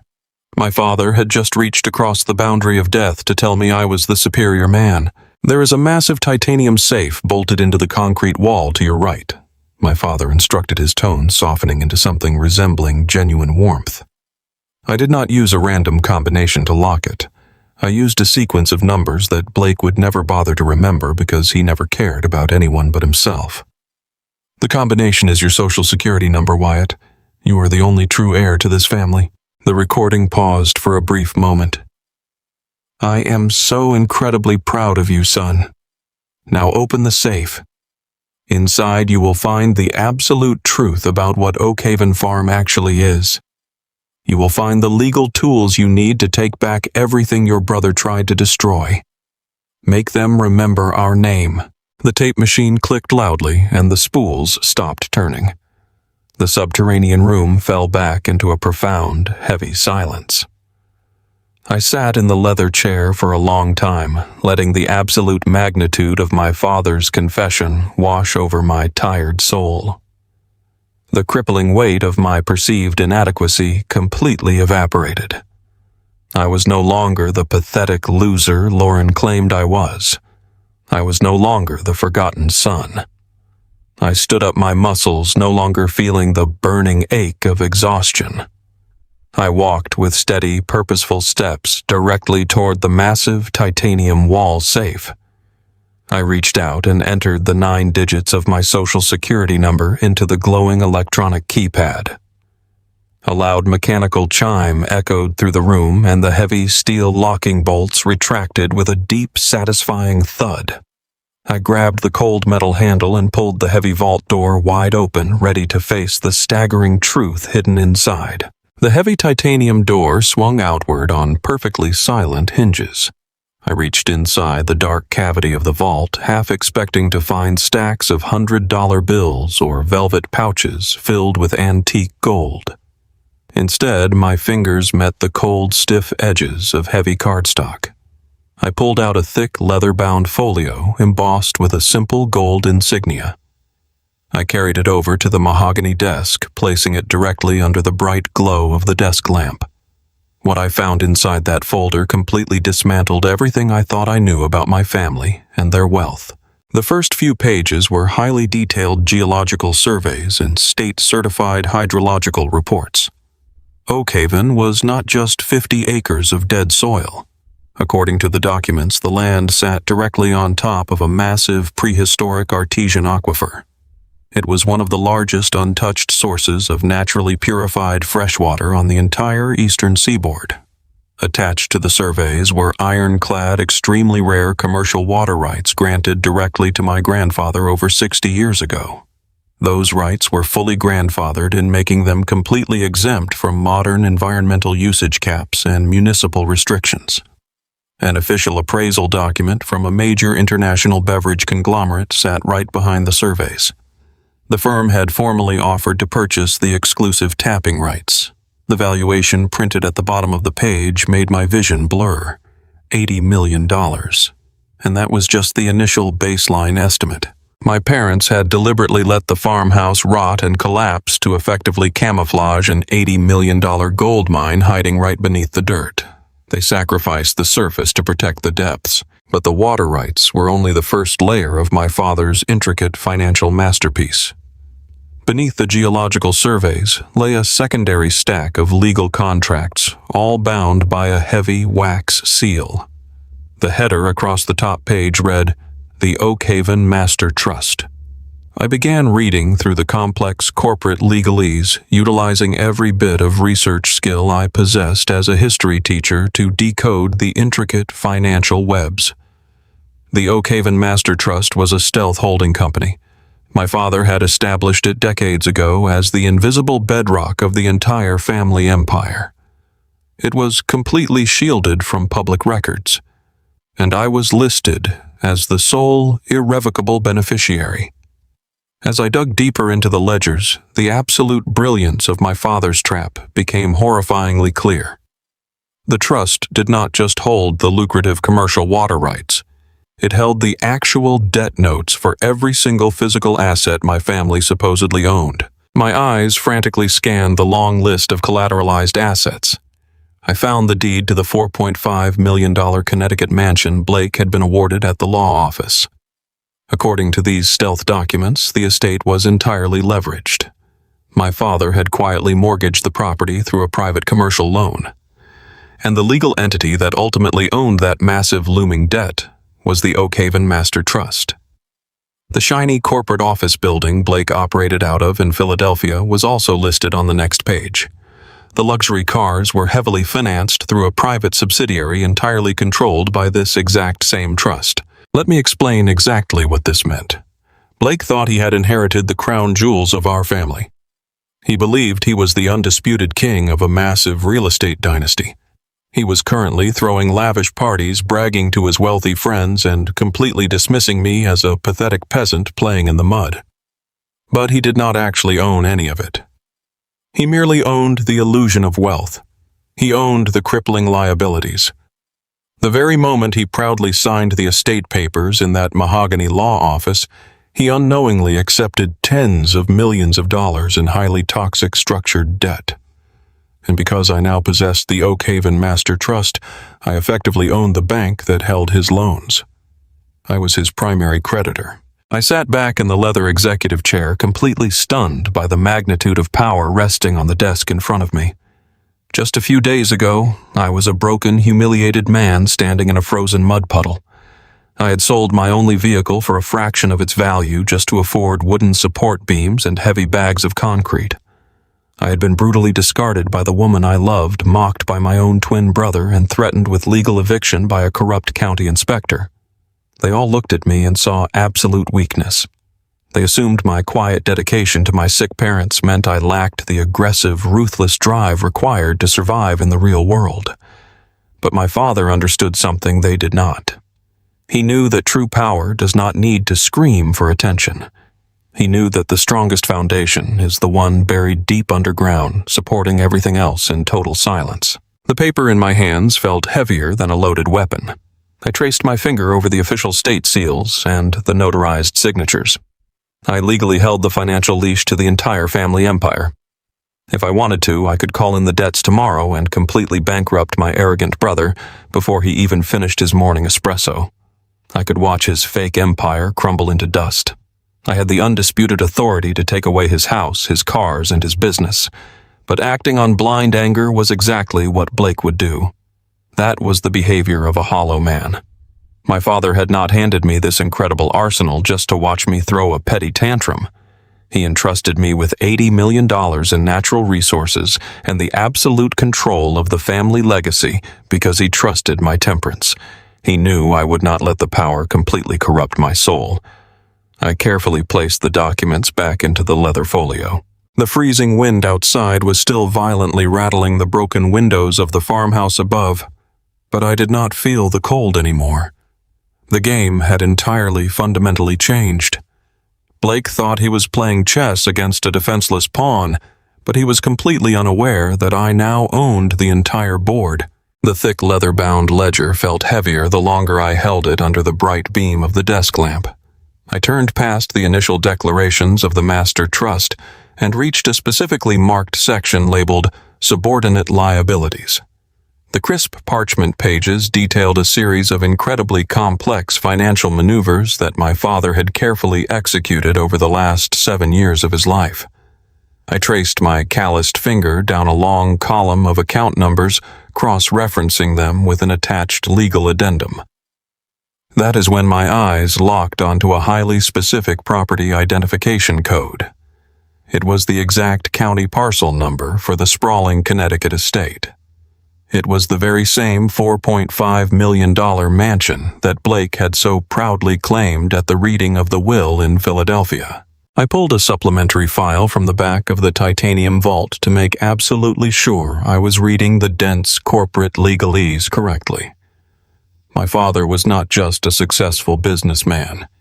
He was a ruthless and brilliant financial architect. According to these authenticated, notarized documents, the Connecticut estate was not owned free and clear. It was completely entangled in a massive, inescapable web of cross-collateralized debt. Several years ago, my father had deliberately used the massive equity in that pristine mansion to secure a series of highly volatile commercial real estate loans.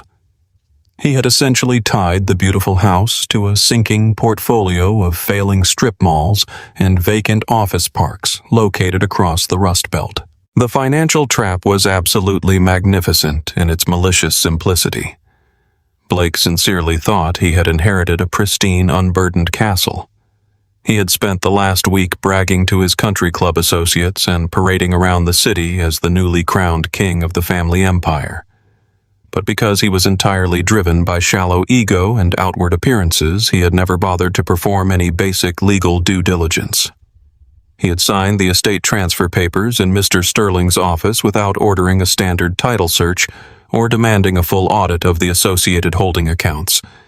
He simply saw the keys to a mansion and greedily took them, completely blinded by his own insatiable desire for status. I flipped to the final page of the commercial loan agreement, and the true horror of my brother's situation finally revealed itself in stark black and white text. The toxic commercial loans tied to the mansion were intentionally structured with an adjustable interest rate and a massive looming deadline. They were not designed to be slowly paid off over 30 or 40 years like a traditional mortgage. They were designed to detonate. The documents clearly outlined an $18 million balloon payment that was legally triggered the exact moment the original borrower passed away. That crushing payment was due in exactly 30 days from the reading of the will. My breath caught in my throat as I sat back in the heavy mahogany chair. By proudly accepting the deed to the Connecticut property, Blake had unknowingly assumed total legal responsibility for the toxic commercial loans securely attached to it. He did not inherit a real estate empire.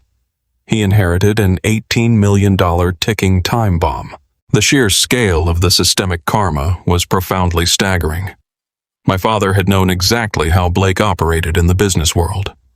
He knew his eldest son was a hollow suit who prioritized luxury and public perception over actual substance and hard work.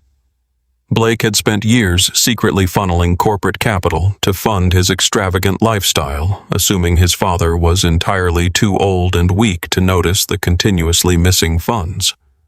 But Richard had seen absolutely everything. Instead of confronting him in a boardroom or calling the police to report the embezzlement, my father had quietly retreated to this underground bunker and built a customized financial guillotine. He gave Blake exactly what he always wanted. He handed him the shiny, prestigious crown, knowing perfectly well that the crown was laced with absolute ruin. The trap was completely inescapable.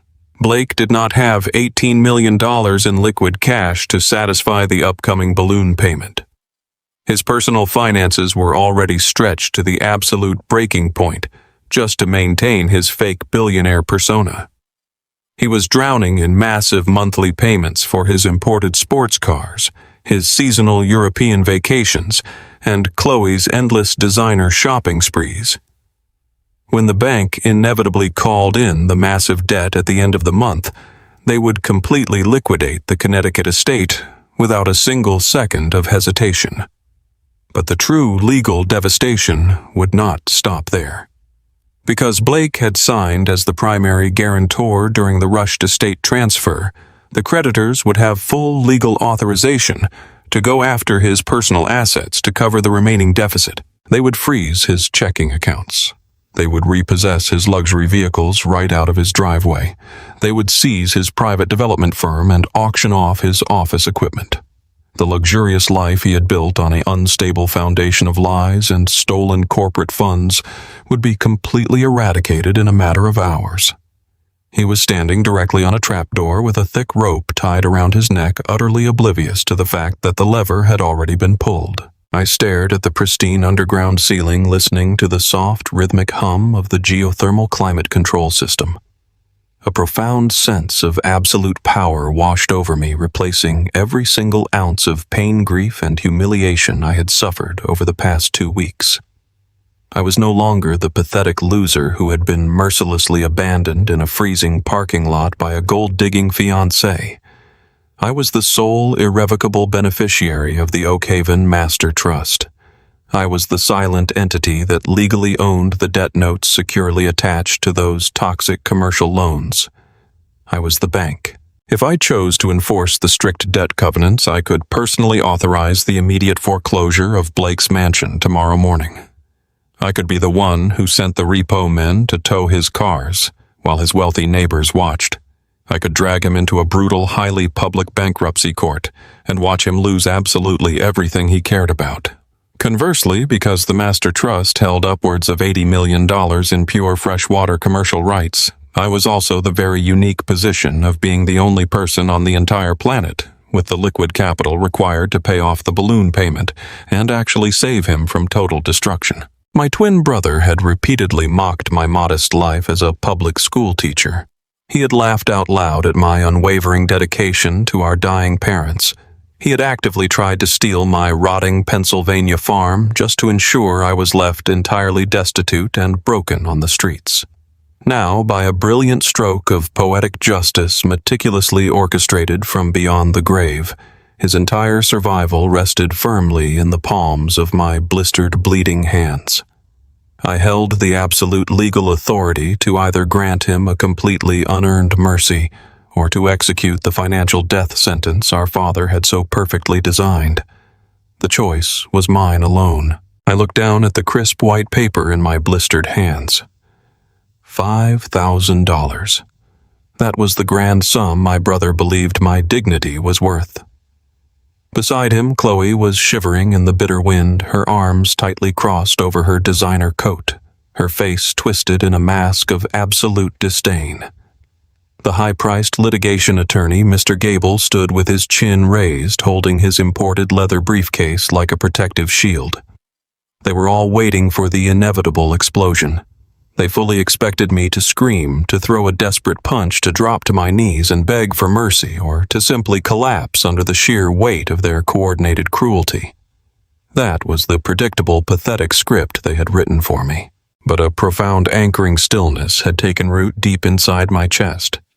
I did not feel the familiar burn of humiliation. I did not feel the desperate, frantic urge to defend myself against their vicious insults. Instead, I felt an overwhelming sense of absolute clarity. I looked closely at Blake. I really looked at him. I examined the perfect stitching on his tailored cashmere overcoat. I noticed the brilliant shine of his expensive leather gloves. I saw the massive luxury vehicle idling aggressively in my muddy driveway. Just 48 hours ago, those aggressive symbols of massive wealth would have completely crushed my spirit. Now they looked like absolute garbage. I knew the exact mathematical truth behind every single item he flaunted. That beautiful coat was not a symbol of success. It was woven from toxic, hyper-leveraged debt. That vehicle was not a trophy of his hard work.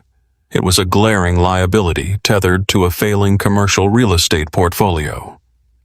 Blake was standing on my property, masquerading as a modern financial titan, while entirely oblivious to the fact that his entire empire was scheduled for a catastrophic demolition in less than 30 days. I possessed the master ledger. I controlled the debt notes. I legally held the absolute authority to trigger his $18 million balloon payment and watch his entire world turn to ash. That absolute certainty fundamentally changed my physical posture. For the first time in my 35 years of existence, I truly understood the concept of silent wealth. True power does not need to raise its voice. It does not need to throw a desperate tantrum in the freezing mud, and it certainly does not need to flash a meaningless check for $5,000 to prove its dominance. True power is the quiet, terrifying knowledge that you completely control the entire board, while your opponent arrogantly celebrates capturing a single pawn. I looked back down at the frivolous lawsuit and the insulting quitclaim deed. The thin pages flapped wildly in the winter gusts, threatening to tear away. I slowly and deliberately folded the thick stack of papers in half. I folded them again, pressing the creases down with my calloused, bloody thumbs. I did not rush the movement. I let the heavy silence stretch out, forcing them to stand there in the biting cold and watch me. "What are you doing?" Blake snapped, his voice suddenly sharp, betraying a tiny fraction of unexpected impatience. "I told you take the cash and sign the paper. We are freezing out here, and I do not have all day to hold your hand through a basic real estate transaction." I slipped the neatly folded legal threat deeply into the pocket of my canvas work coat. I looked past Blake, past his shivering wife, and focused my gaze directly on the corporate attorney. "Mr. Gable," I said, my voice completely steady, resonant, and entirely devoid of any fear. "I highly recommend you spend the rest of the weekend thoroughly reviewing your professional malpractice insurance policies. Because when you knowingly file a completely fraudulent injunction on behalf of an insolvent shell company, the State Bar Association tends to ask very uncomfortable questions." The lawyer blinked rapidly. His smug, polished expression faltered for a fraction of a second, his grip tightening defensively on the handle of his briefcase. I shifted my gaze back to my twin brother. Blake was staring at me with a mixture of profound confusion and rising anger. He opened his mouth to deliver another rehearsed insult, but I cut him off before he could even form the first syllable. "Keep your $5,000, Blake," I told him, keeping my tone as calm as the freezing air surrounding us. You are going to need every single penny to pay your upcoming legal fees. I am not signing your quitclaim deed today. I am not signing it tomorrow. I am never signing away this land." "Are you completely insane?" Chloe shrieked from the passenger side of the vehicle, stepping directly into a puddle of freezing mud. "He is offering you a way out. You have no money. You have absolutely nothing. You are going to rot out here in this disgusting shack." I did not even acknowledge her outburst. My eyes remained completely locked on my brother. I stepped off the bottom stair of the porch, closing the physical distance between us until I was standing barely 2 feet away from him. I towered over him slightly on the uneven ground. "You want to seize Oak Haven Farm using the county zoning board," I said, leaning in just enough so that only he could hear the absolute finality in my voice. "You want to push a municipal highway expansion to steal my property. That is your grand strategy. Well, I have cleared the structural citations. The back taxes are fully settled. The county cannot condemn a legally compliant debt-free estate.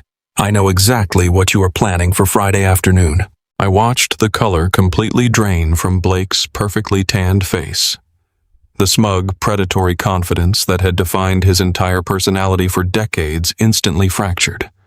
He had expected to corner a weeping, terrified schoolteacher who would blindly sign anything just to make the bullying stop. He had expected me to completely crumble under the overwhelming pressure of a corporate legal threat. Instead, he was facing a man completely carved out of stone. "I will see you at the town hall zoning meeting on Friday at 2 o'clock. I told him softly. "Bring your absolute best arguments, little brother, because I am going to bring the truth." I turned my back on him. It was the ultimate display of absolute disrespect. I did not wait for his response. I simply walked back up the wooden steps of my repaired porch, opened the heavy front door, and stepped inside my house. Through the front window, I watched them linger in the muddy driveway. Blake was completely motionless, staring at my closed door as if trying to solve a complex mathematical equation that made absolutely no sense. He was visibly unnerved. The utter lack of fear in my eyes had rattled him down to his core. Chloe was pulling aggressively at his cashmere sleeve, shouting something I could not hear through the thick glass. Mr. Gable was already walking briskly back to the luxury vehicle, his confident stride entirely gone. Blake finally turned around, his shoulders rigid, and climbed back into the driver's seat. The heavy doors slammed shut completely, blocking out the elements. The engine roared to life, and the luxury vehicle reversed hastily down the ruined driveway, fishtailing wildly in the frozen mud before disappearing down the mountain road. I stood in the quiet, warm house, feeling the heat rising steadily from the hidden subterranean bunker directly beneath my boots. The opening battle was officially over. I had drawn the battle lines, and Blake had completely taken the bait. Now all I had to do was wait for Friday afternoon, walk into that public municipal building, and legally detonate the foundation of his fake empire. The local township municipal building was a masterclass in depressing government architecture. It smelled faintly of stale coffee, industrial floor wax, and decades of bureaucratic stagnation. The flickering fluorescent lights buzzed with a low, irritating hum that perfectly matched the tension building inside my chest. It was exactly 2 in the afternoon on a Friday. I stood perfectly still in the quiet hallway, looking through the narrow glass windows of the main assembly room doors. Blake was already inside, completely holding court. He was working the small room exactly like a seasoned political operative running for major office. I watched him smoothly shake hands with the local zoning commissioner, casually sliding a glossy presentation folder across a fold-out table while flashing his $1,000,000 utterly hollow smile. He was pitching a massive lie to these small-town officials. He was selling them the illusion that Horizon Peak Holdings was a benevolent corporate savior, ready to rescue their modest county from a dangerous, blighted property. He was weaponizing the local eminent domain laws to legally steal my land for an absolute fraction of its true worth. 2 weeks ago, I would have walked into that assembly room physically trembling. I would have been wearing my frayed off-the-rack blazer, completely intimidated by the expensive suits and the official county titles. But the man staring back at me in the reflection of the hallway window was someone entirely different. I was wearing my late father's vintage, perfectly tailored charcoal gray suit. I had found it carefully preserved inside a breathable cedar garment bag down in the subterranean bunker. The heavy premium Italian wool draped perfectly over my shoulders, fitting me as if it had been custom-tailored specifically for my frame. My posture was entirely straight, completely devoid of the heavy slump that had plagued my entire adult life. The severe bloody blisters on my hands were finally callousing over into hard protective ridges. Tucked firmly under my right arm was the thick, genuine leather briefcase containing the absolute, unshakable truth. I did not feel like a discarded high school teacher anymore. I felt like the sole executioner of my father's final judgment. I pushed the heavy wooden double doors open. The brass hinges groaned loudly, instantly signaling my arrival to the entire assembly room. The low murmur of political small talk completely died down.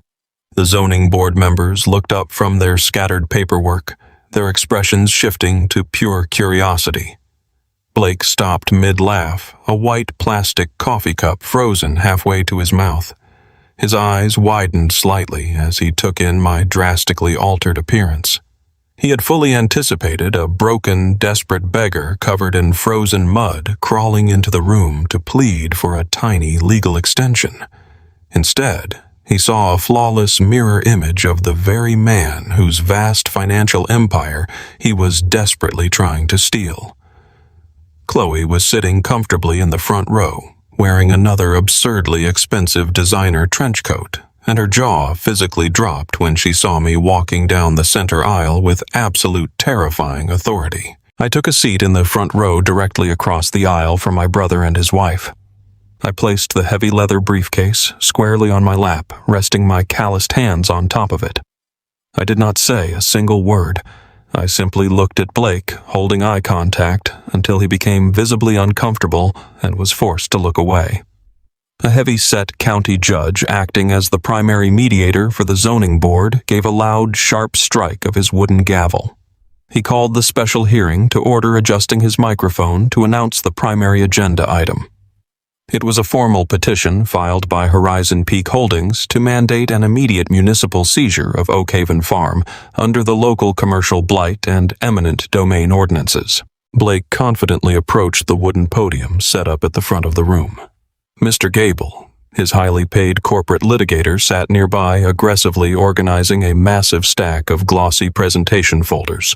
Blake cleared his throat, projecting his voice with practiced theatrical concern. He clicked a small remote and a large projector screen illuminated the wall directly behind him. He displayed stark, highly unflattering photographs of Oak Haven Farm taken before I had completed the massive structural repairs. The images highlighted the collapsed roof, the shattered windows, and the dark, encroaching mold. He was intentionally painting a picture of total rural devastation to manipulate the local politicians into granting him an immediate land seizure. "Ladies and gentlemen of the zoning board," Blake began, his voice echoing smoothly through the municipal speakers. "We are gathered here today because this county is facing a severe and immediate public safety hazard. The property known as Oak Haven Farm has been completely abandoned for over 20 years. It is currently harboring toxic black mold, experiencing active structural collapse, and contributing to severe environmental degradation. As a prominent real estate developer with a proven, highly successful track record of enriching local communities, my firm is fully prepared to absorb the total cost of demolition. We intend to redevelop this incredibly dangerous eyesore into a lucrative commercial hub that will drastically increase your municipal tax revenue for decades to come." Blake paused, letting the promise of increased tax dollars wash over the greedy local officials. Several of the board members nodded in eager agreement, completely hypnotized by the slick corporate presentation. Then Blake turned away from the panel and pointed a manicured finger directly at the wooden chair where I was sitting. He did not hesitate for a single second to publicly annihilate my character in front of the entire room. "The current resident of this failing property. My own brother is unfortunately completely incapable of managing this disaster," Blake declared, faking a tone of deep familial sorrow. Wyatt is an unemployed, financially destitute squatter who recently lost his residential apartment due to gross financial negligence. He possesses no liquid capital, no viable source of income, and absolutely no capacity to rehabilitate a condemned agricultural site.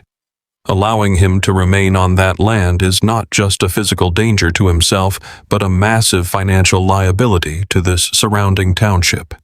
I am formally asking this board to grant an immediate eminent domain seizure so my company can properly secure the site before a tragic accident occurs. Blake rested his hands on the edges of the podium, smiling triumphantly at the judge. He believed he had delivered the perfect, inescapable legal checkmate. He thought he had successfully painted me into a corner where no amount of arguing could possibly save my land.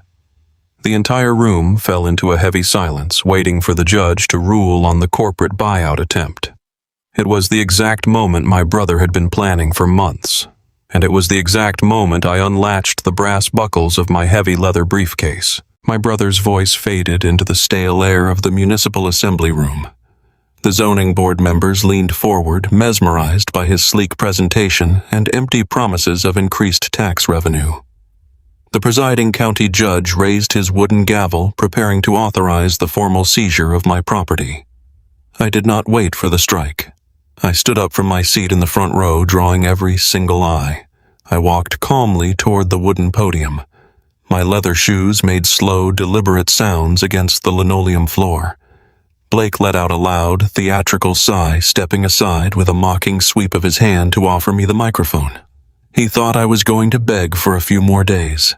He thought I was going to deliver a pathetic, desperate plea for mercy. I placed my heavy leather briefcase on the edge of the podium. I looked directly at the panel of local politicians and the county judge. I did not look at Blake. "Members of the zoning board, Your Honor," I began, my voice steady and completely clear. "My brother just presented a very compelling fiction. He told you Oakhaven Farm is a dangerous abandoned liability. He told you I am a destitute squatter incapable of managing the acreage, but a true legal proceeding requires verifiable facts." I unlatched the brass buckles of my briefcase. The sharp clicks echoed loudly through the silent room. I pulled out the first stack of notarized documents and handed them directly to the court clerk.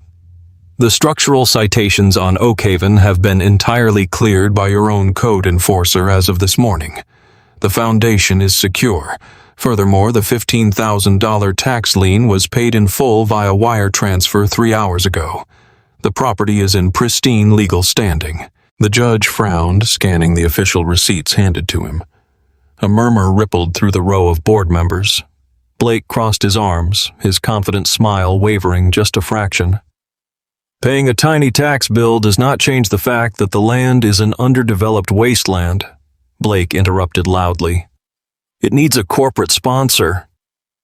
I turned to face the entire assembly. I reached back into the briefcase and pulled out the thick leather-bound folio. "Oakhaven is far from a wasteland," I continued, projecting my voice. "I am submitting into the public record certified geological surveys and state hydrological appraisals conducted on my property. Oakhaven sits directly above a massive artesian aquifer. The property holds exclusive commercial water rights. The initial corporate valuation for those tapping rights is currently $80 million. The room erupted into absolute chaos. Local politicians practically jumped out of their chairs to stare at the newly submitted appraisals. The county judge hammered his gavel repeatedly to restore order, his eyes wide with profound shock. The entire dynamic of the room instantly inverted. I was no longer a struggling school teacher clinging to a miserable patch of dirt. I was the wealthiest landowner in the entire county. I glanced sideways at my brother. Blake looked as though the oxygen had been violently sucked out of his lungs. His face was entirely drained of color. He stared at the thick documents on the judge's desk, his mouth opening and closing silently. He had spent months trying to steal a property he thought was worth pennies, entirely oblivious to the vast fortune resting right beneath the soil. But the water rights were simply the prologue to his total destruction. I pulled out the final, heavily sealed legal binder. "Your Honor," I said, waiting for the room to quiet down. "Horizon Peak Holdings has petitioned this board claiming they possess the superior capital required to manage this land. That claim is a massive, verifiable fraud." I handed the master trust documents to the judge and passed a duplicate copy directly to Mr. Gable, my brother's high-priced litigator. "I am submitting the irrevocable foundation documents for the Oakhaven Master Trust. This is a private holding company established by my late father, of which I am the sole legal beneficiary. If you turn to page 42 of the addendum, you will see a detailed ledger of subordinate liabilities." I turned my head and looked directly into my brother's terrified eyes. Horizon Peak Holdings is entirely insolvent. My brother financed his entire real estate portfolio, his luxury vehicles, and his personal Connecticut estate using highly toxic commercial loans. Those specific debt notes are exclusively owned and managed by the Oakhaven Master Trust. My brother does not have a corporate empire. He has an $18 million balloon payment officially due in 28 days. I am his primary creditor. I literally own the debt on every single asset he claims to possess. The absolute silence that followed was suffocating. The crushing reality of the situation pinned Blake to the floor. The local politicians, who had been eagerly shaking his hand just 20 minutes earlier, physically leaned away from him in their chairs. They looked at him as if he was carrying a highly contagious disease. Chloe let out a sharp, horrifying gasp from the front row, dropping her expensive designer handbag onto the dirty floor as the truth of their total financial ruin crashed down on her shoulders. The final, ultimate humiliation came from within his own camp. Mr. Gable had been frantically speed-reading the duplicate trust documents. I watched his slick professional demeanor completely evaporate. He was a man who billed $1,000 an hour, and he had just realized his client was entirely destitute and legally cornered. Gable closed the folder with a sharp snap. He did not say a word to the judge. He simply turned around, snapped his imported briefcase shut, and walked briskly down the center aisle. Blake reached out with a trembling hand, trying to grab his lawyer's sleeve. "Where are you going?" Blake whispered frantically. "You work for me. Do something." Mr. Gable easily brushed my brother's hand away.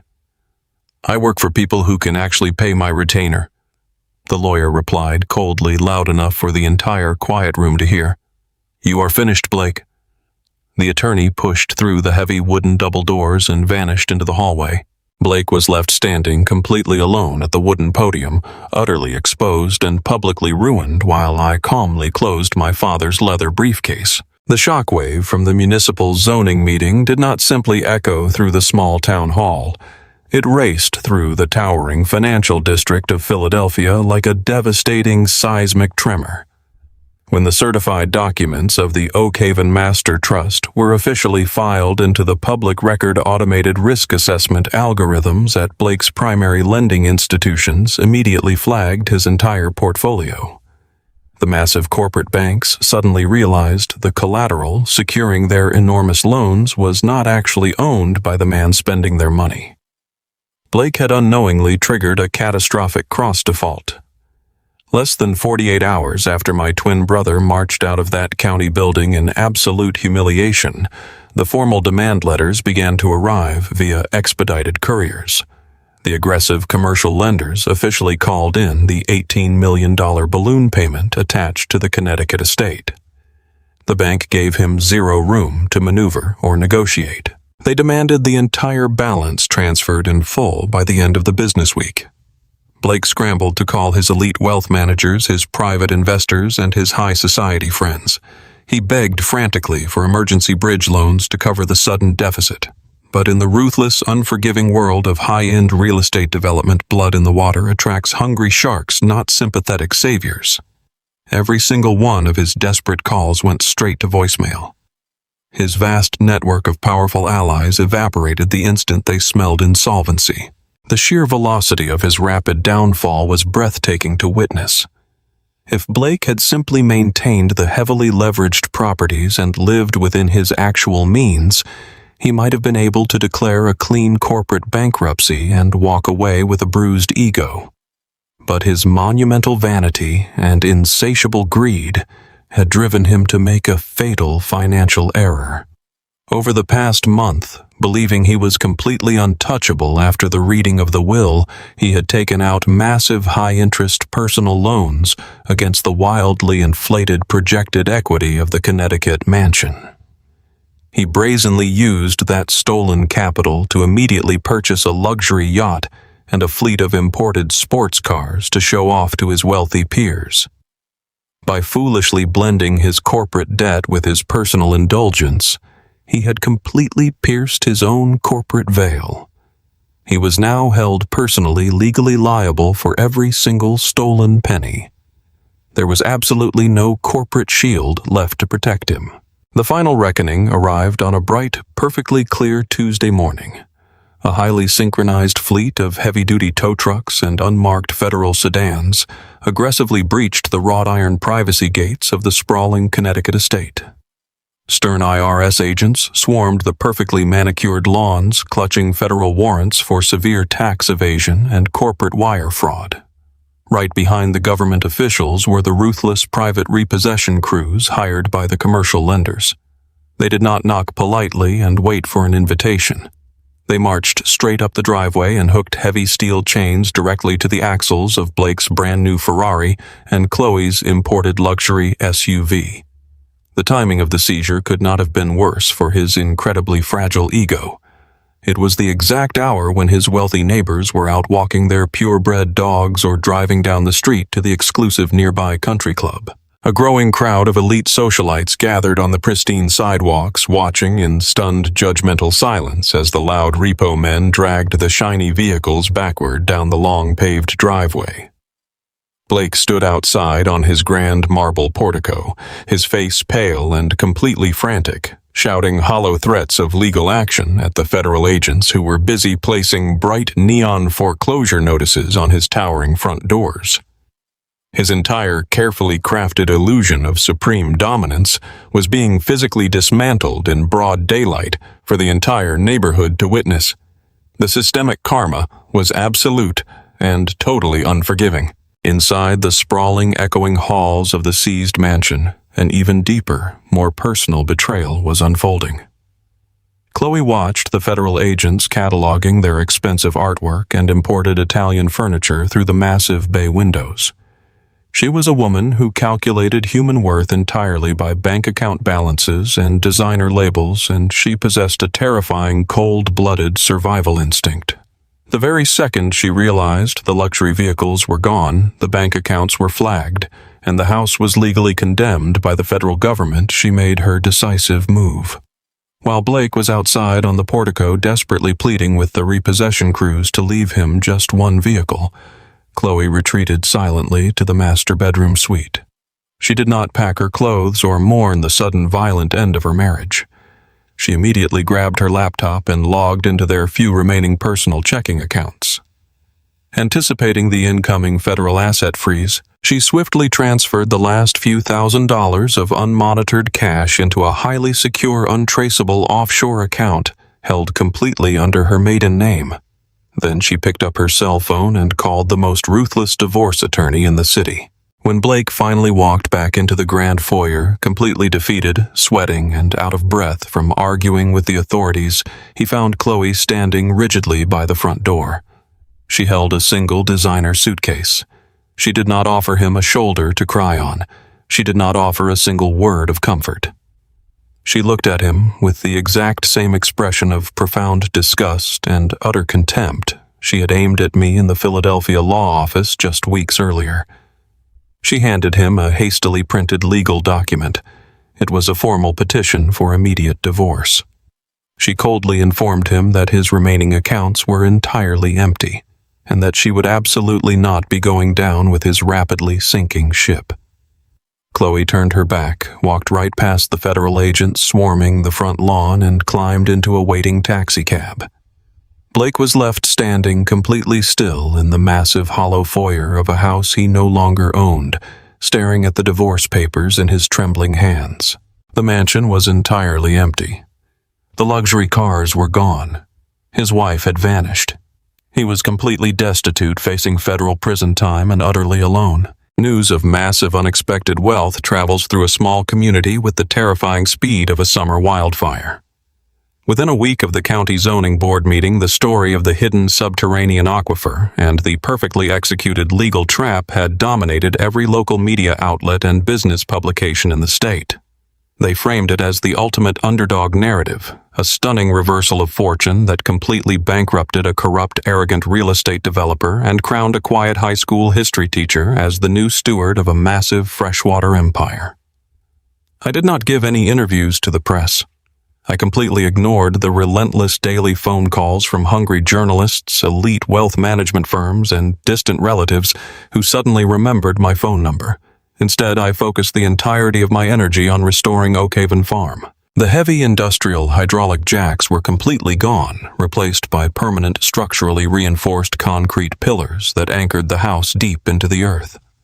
The shattered, drafty windows were filled with pristine, double-paned glass that kept the biting winter chill firmly outside.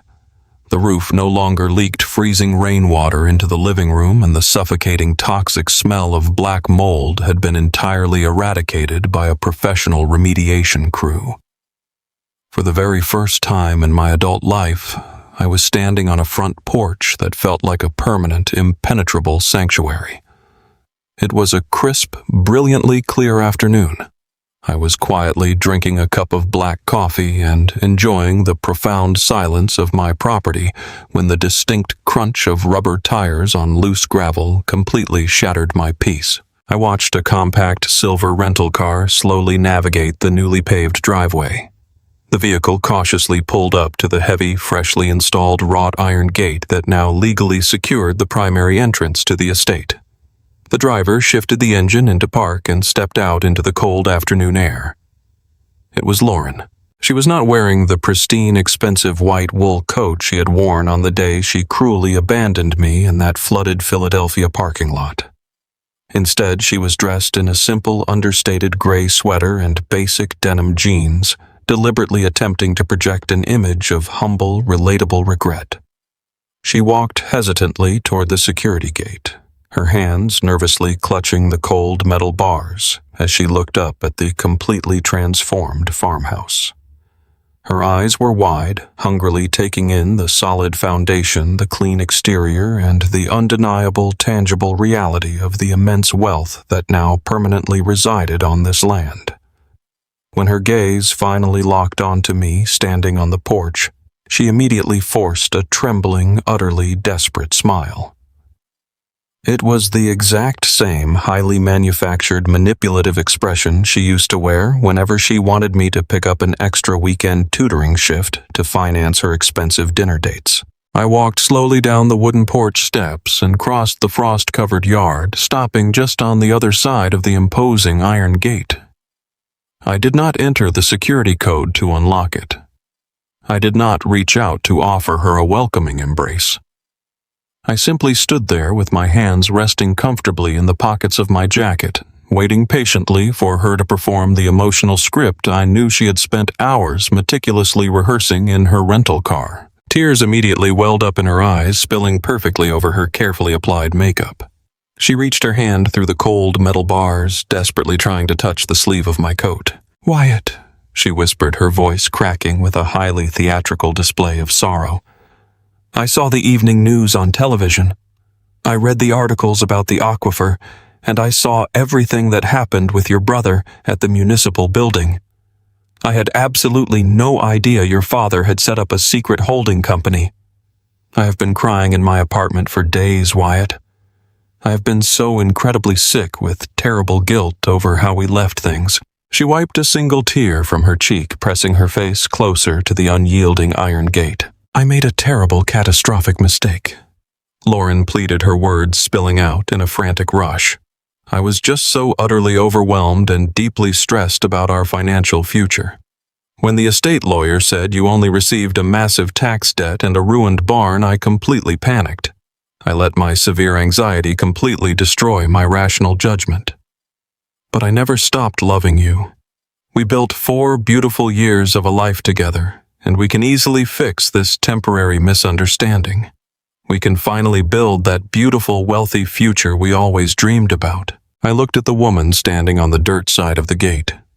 She was looking at me with pure, naked greed, expertly disguised as profound romantic regret. She did not want the man who had bathed his dying father or graded history papers until midnight. She wanted the $80 million natural resource hiding silently beneath my heavy winter boots. She wanted unrestricted access to the master trust.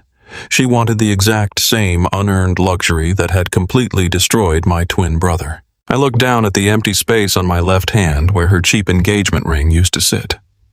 I remember the exact moment she had violently hurled that ring at my chest in the freezing downpour. I remember the red notification on my mobile banking application, proving she had completely drained my life savings while I was busy grieving the loss of my parents.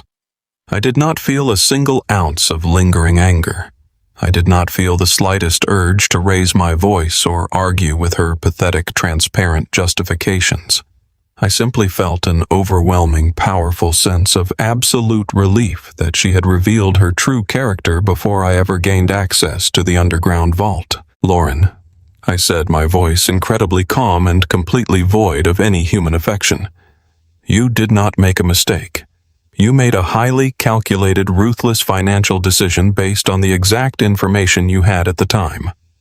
You looked at a man who had sacrificed his entire existence to care for his dying parents, and you decided his temporary lack of liquid capital made him entirely worthless to you." She opened her mouth to launch into another tearful protest, but I raised my calloused hand, stopping her dead in her tracks. "Do not insult my intelligence by pretending you are standing here for anything other than the money," I stated firmly, utilizing the quiet, devastating power of absolute truth. I took a deliberate step backward from the iron gate, looking her directly in her terrified eyes. I delivered the final fatal blow using the exact same venomous words she had mercilessly weaponized against me when I was at my absolute lowest point. "I am not wasting my life on someone who will never amount to anything." The fake, desperate smile instantly collapsed from her face. Her jaw dropped open, and a look of pure, unadulterated shock completely replaced her manufactured tears. Before she could muster a single word of defense or unleash a fiery, entitled tantrum, I turned my back on her. I walked away, the gravel crunching softly and rhythmically beneath my boots. I did not look over my shoulder as she began to sob loudly, her hands gripping the unyielding iron bars in total despair.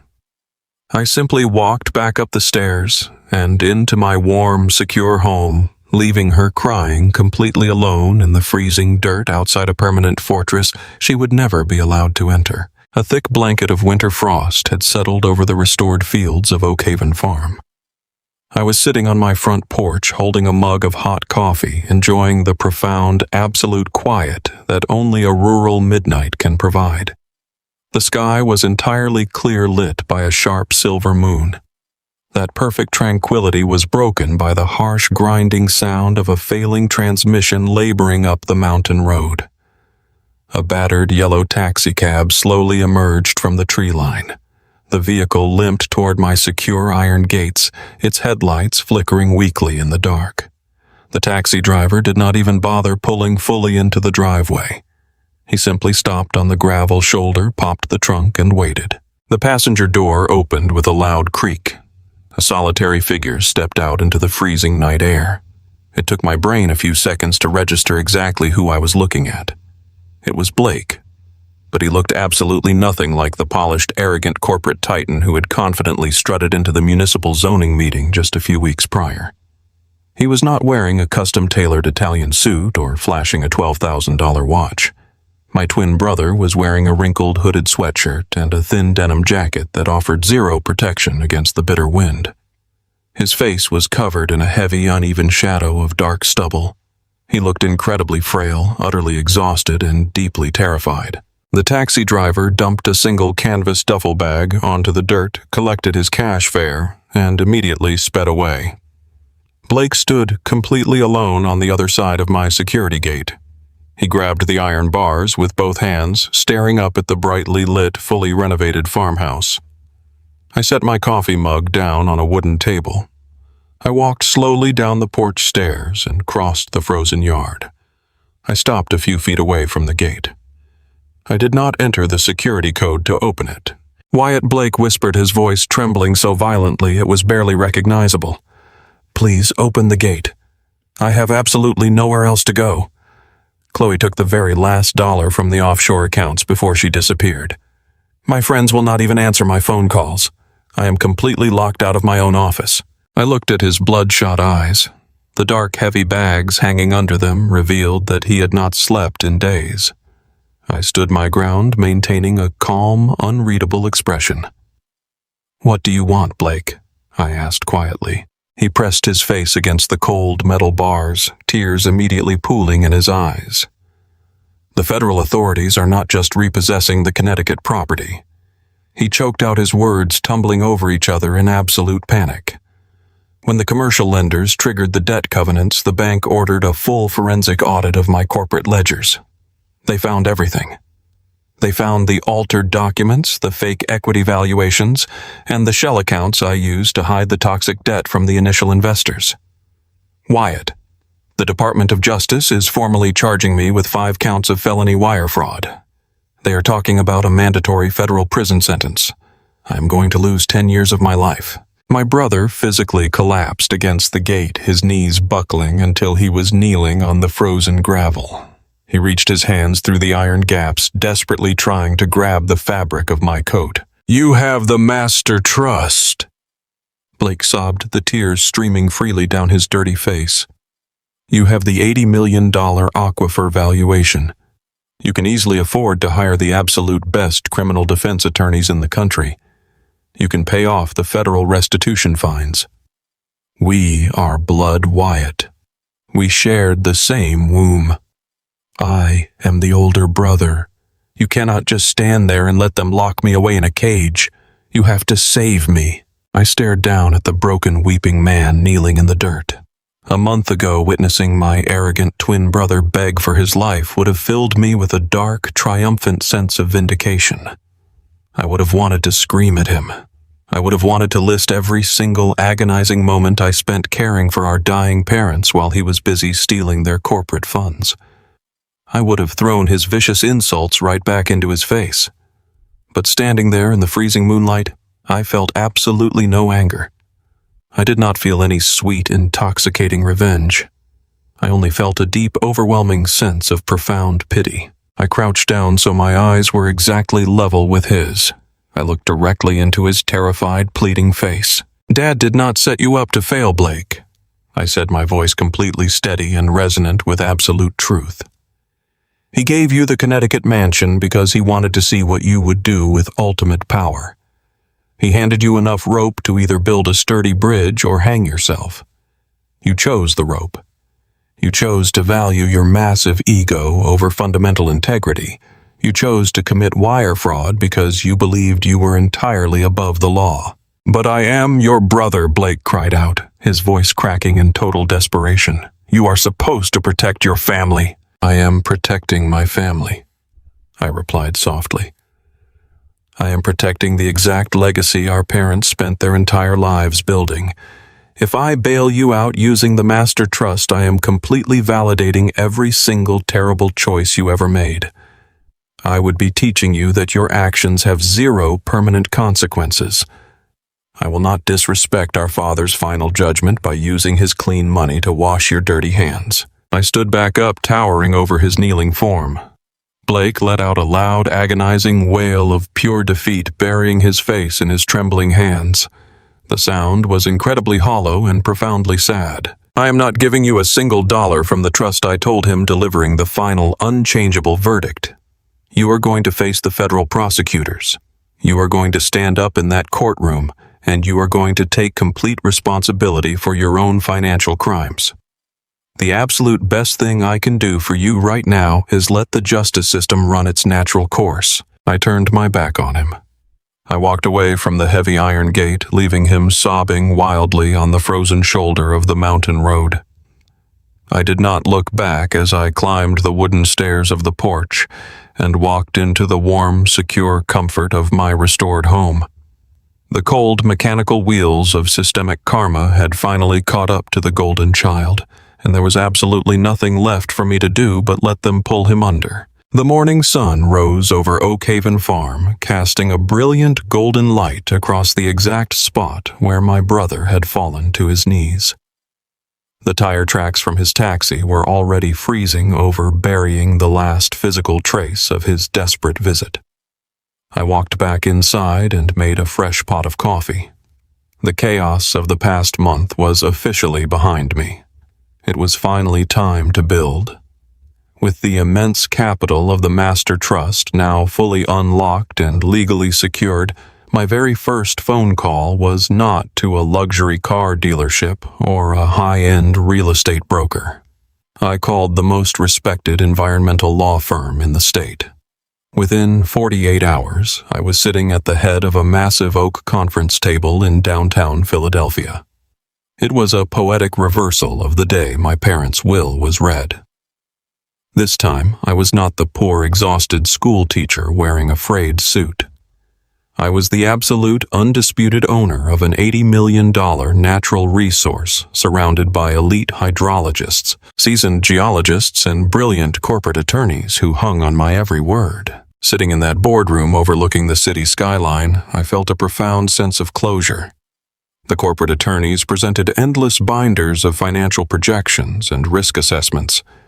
They spoke in hushed, respectful tones, deferring to my ultimate judgment on every single clause.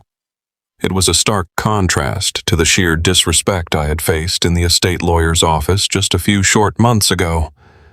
We spent weeks meticulously charting the subterranean aquifer. I absolutely refused to sign any standard corporate extraction contract that would simply bleed the land dry for a quick profit. That was the greedy, short-sighted path my brother would have taken. Instead, I demanded total control over the operational volume. My legal team drafted a highly complex, revolutionary commercial agreement with a major international beverage distributor. The contract instituted incredibly strict, non-negotiable ecological limits. The company was only allowed to tap a highly specific, sustainable percentage of the fresh water per year, absolutely guaranteeing that the local water table and the surrounding natural ecosystem would remain completely undisturbed. I forced the international beverage conglomerate to establish a massive environmental protection fund as part of their initial signing bonus.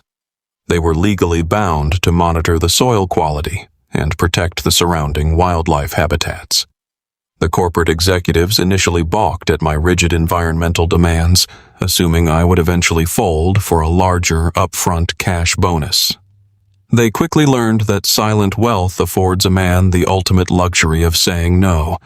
When I threatened to walk away from the negotiation table, they immediately conceded to every single one of my terms.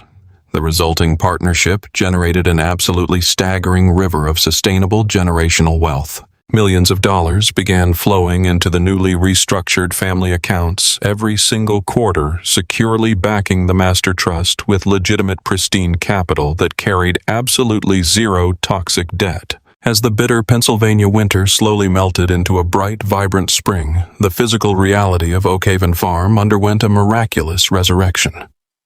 The agonizing manual labor I had poured into the mud during those first desperate days became the unshakable foundation for a breathtaking transformation. I hired a crew of master craftsmen and historical preservation architects. I did not want to bulldoze the old structure to build a gaudy, modern monstrosity. I wanted to actively honor the deep, rustic roots of the property while outfitting it for a completely new century. The restoration of the farmhouse became my daily passion. I woke up early every single morning to work directly alongside the construction crews. I wanted my own sweat mixed into the new mortar. The sagging, weather-beaten exterior planks were entirely replaced with premium weather-treated timber that matched the original century-old aesthetic. The temporary hydraulic jacks in the crawl space were permanently swapped out for massive reinforced steel support columns rooted deep into poured bedrock. We expanded the original footprint of the farmhouse, adding soaring floor-to-ceiling thermal windows that bathed the newly vaulted living room in warm, natural sunlight. We laid wide plank walnut floors across the entire main level, carefully staining them to a rich, dark finish that gleamed perfectly under the recessed lighting. The kitchen was completely overhauled into a massive culinary workspace featuring custom stone countertops and professional-grade appliances. The horrific stench of dead air and black mold was forever banished, replaced by the rich, comforting aromas of fresh-cut cedar, natural beeswax polish, and burning oak from the massive stone fireplace I had commissioned for the center of the home. Yet despite all the incredible luxury, the house never felt ostentatious or incredibly flashy. Every single design choice was deeply grounded in a profound respect for the natural environment. The exterior stone masonry was sourced directly from local quarries, blending the massive structure seamlessly into the beautiful rugged landscape of the Pennsylvania countryside. Deep beneath the pristine hardwood floors, the high-tech subterranean bunker remained my absolute private sanctuary. I upgraded the geothermal climate control systems and installed state-of-the-art biometric security protocols to protect the family ledgers. It stood as a silent, powerful reminder of the exact crucible that had forged my current life. It was the quiet heart of the entire operation, constantly humming in the dark, while the beautiful farm thrived in the daylight. The sprawling 50 acres surrounding the estate were also carefully revitalized. I hired local agricultural experts to clear the 2 decades of choking weeds and dead brush. We planted rolling fields of vibrant green pasture, restored the old winding creek beds, and rebuilt the leaning wrought iron front gates into a towering, majestic entrance that demanded absolute respect. A long, winding driveway paved with crushed stone replaced the treacherous, muddy ruts, winding beautifully through rows of newly planted maple trees. I did not use my newly acquired fortune to completely isolate myself in an ivory tower. I did not purchase a loud, obnoxious sports car to parade through town. I bought a heavy-duty, incredibly reliable 4-wheel drive truck that could comfortably navigate the mountain roads in any weather condition. My wardrobe shifted to high-quality, durable clothing that perfectly fit a man who knew exactly how to work with his hands. I completely embodied the profound philosophy my father had hidden beneath the dirt. Walking the perimeter of the property at sunset became my favorite daily ritual. I would stroll along the newly reinforced fence line, listening to the gentle rustle of the wind through the tall grass. There were no repo men hiding in the shadows. There were no fraudulent eviction notices taped to my front door. The crushing anxiety of poverty and the bitter sting of family betrayal had been completely washed away by the steady, silent flow of the deep underground water. I had successfully taken the absolute worst insult imaginable and forged it into an empire that could weather any storm, any financial collapse, and any human betrayal. Oakhaven stood tall and incredibly proud against the clear blue sky, a living testament to the fact that the most enduring castles are never built on a foundation of greedy illusions. They are built slowly, painfully, and quietly on solid rock. The wheels of the federal justice system grind incredibly slow, but they grind exceedingly fine. 2 full years have passed since that freezing winter night my terrified twin brother showed up begging at my front gate. Today, Blake resides in a minimum security federal correctional institution located just outside of Allenwood. He was ultimately convicted on 3 separate counts of felony wire fraud and 1 massive count of severe tax evasion. I heard through the remaining family grapevines and various legal updates that the mandatory institutional adjustment was absolutely brutal for him. The man who once completely defined his own personal value by the exorbitant price tag on his Italian suits and the roaring horsepower of his imported sports cars is now wearing a standard-issue, deeply unflattering khaki uniform. He spends his days sweeping the concrete floors of the recreation yard for literally pennies an hour. He lost the sprawling Connecticut mansion. He lost his heavily leveraged development firm, and he lost the carefully constructed illusion of elite superiority he had wielded like a heavy weapon since we were teenagers. The systemic karma my father so brilliantly engineered did exactly what it was designed to do. It stripped away the hollow, arrogant facade and forced my brother to finally face the terribly empty, fragile shell of a man hiding underneath the expensive cologne. Lauren did not fare much better in the chaotic aftermath of the estate collapse. When she desperately fled Oak Haven Farm that freezing afternoon, she foolishly assumed she could simply pivot to the very next wealthy target. She quickly moved back to the city, attempting to leverage her polished social network and practiced charm to land another ambitious corporate climber.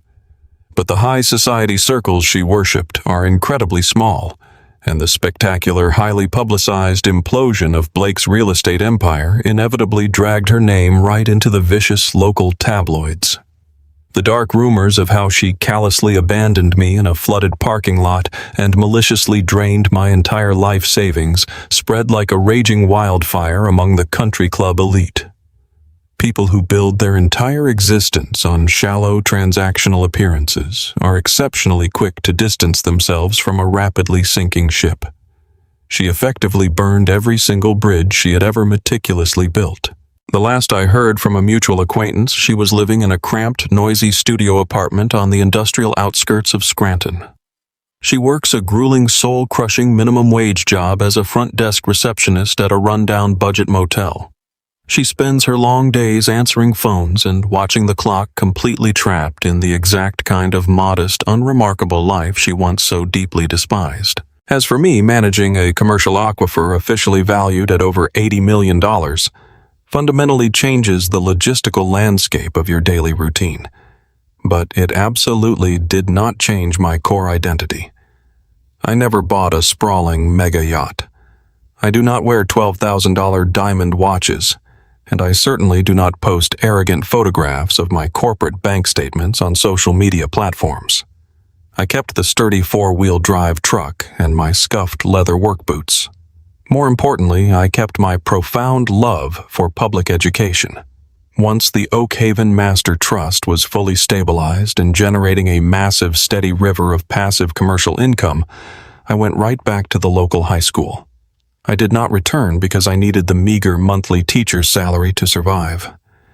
I returned because standing in a classroom and helping young, struggling minds comprehend the deep, complex lessons of human history is exactly where my true passion lies. I teach on a part-time basis now, which allows me plenty of personal freedom to properly oversee the vast agricultural estate. But I also found a brilliant way to use the trust to quietly revolutionize the entire struggling school district.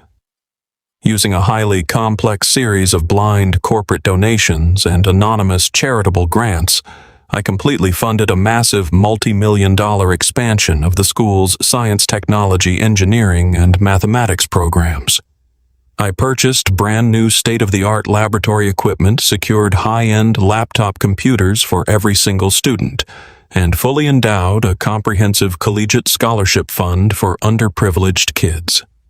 The bureaucratic school board has absolutely no idea that their humble, quietly dressed history teacher is the invisible corporate benefactor underwriting their entire academic renaissance. The pure, unfiltered joy of watching a struggling student finally grasp a difficult concept using premium educational equipment I secretly purchased is worth infinitely more than any luxury sports car ever could be. That quiet, deeply purposeful life eventually brought me something else I never expected to find again. Her name is Sarah. We met entirely by chance at a local community hardware store when I was picking up heavy supplies to repair a section of wooden fencing near the artesian spring. She runs a small independent landscaping business in the valley. When we first started talking, I deliberately drove my old mud-splattered farm truck to our dinner dates. I wore my faded flannel work shirts and kept the conversation entirely focused on literature, sustainable agriculture, and our shared love for the quiet rural outdoors. I did not mention the massive master trust, the $80 million commercial water contract, or the sprawling, fully renovated estate hidden securely behind my iron gates.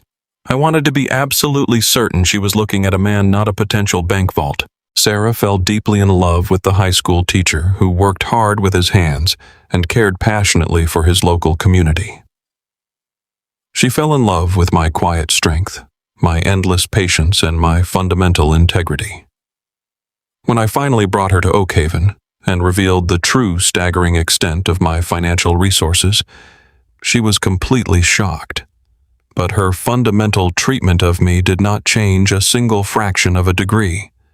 She did not suddenly start demanding expensive designer clothes or lavish tropical vacations. She just smiled warmly, squeezed my calloused hand, and asked if the pure aquifer water would help irrigate her new greenhouse planting projects. We were married last autumn in a simple, deeply intimate ceremony right on the front porch of the farmhouse, surrounded only by genuine friends and the beautiful rolling green fields of Pennsylvania. The evening air moving across the Pennsylvania Valley carries a profound, peaceful stillness. I stand on the sprawling cedar porch of Oakhaven Farm and lean against the sturdy wooden railing. The sun is just beginning to dip below the distant tree line. It casts a warm golden hue over the rolling green pastures and the newly planted maple saplings. Inside the house behind me, I can hear the soft hum of conversation and the gentle clinking of dinner plates as Sarah finishes setting the dining table. The heavy scent of roasted vegetables and burning oak drifts through the open screen door. This is my reality now, a life built entirely on absolute stability and quiet joy. I take a deep breath of the crisp, rural air. I let my mind wander back to that freezing November afternoon in the Philadelphia parking lot. I remember the exact feeling of the icy rain soaking through my cheap suit. I remember the absolute crushing weight of total abandonment. I remember looking down at my empty hands and believing that my entire existence amounted to absolutely nothing but a massive tax debt and a pile of rotting wood. My brother and my former fiancé had a very specific definition of what it meant to be successful in this world. They honestly believed that power was inherently loud.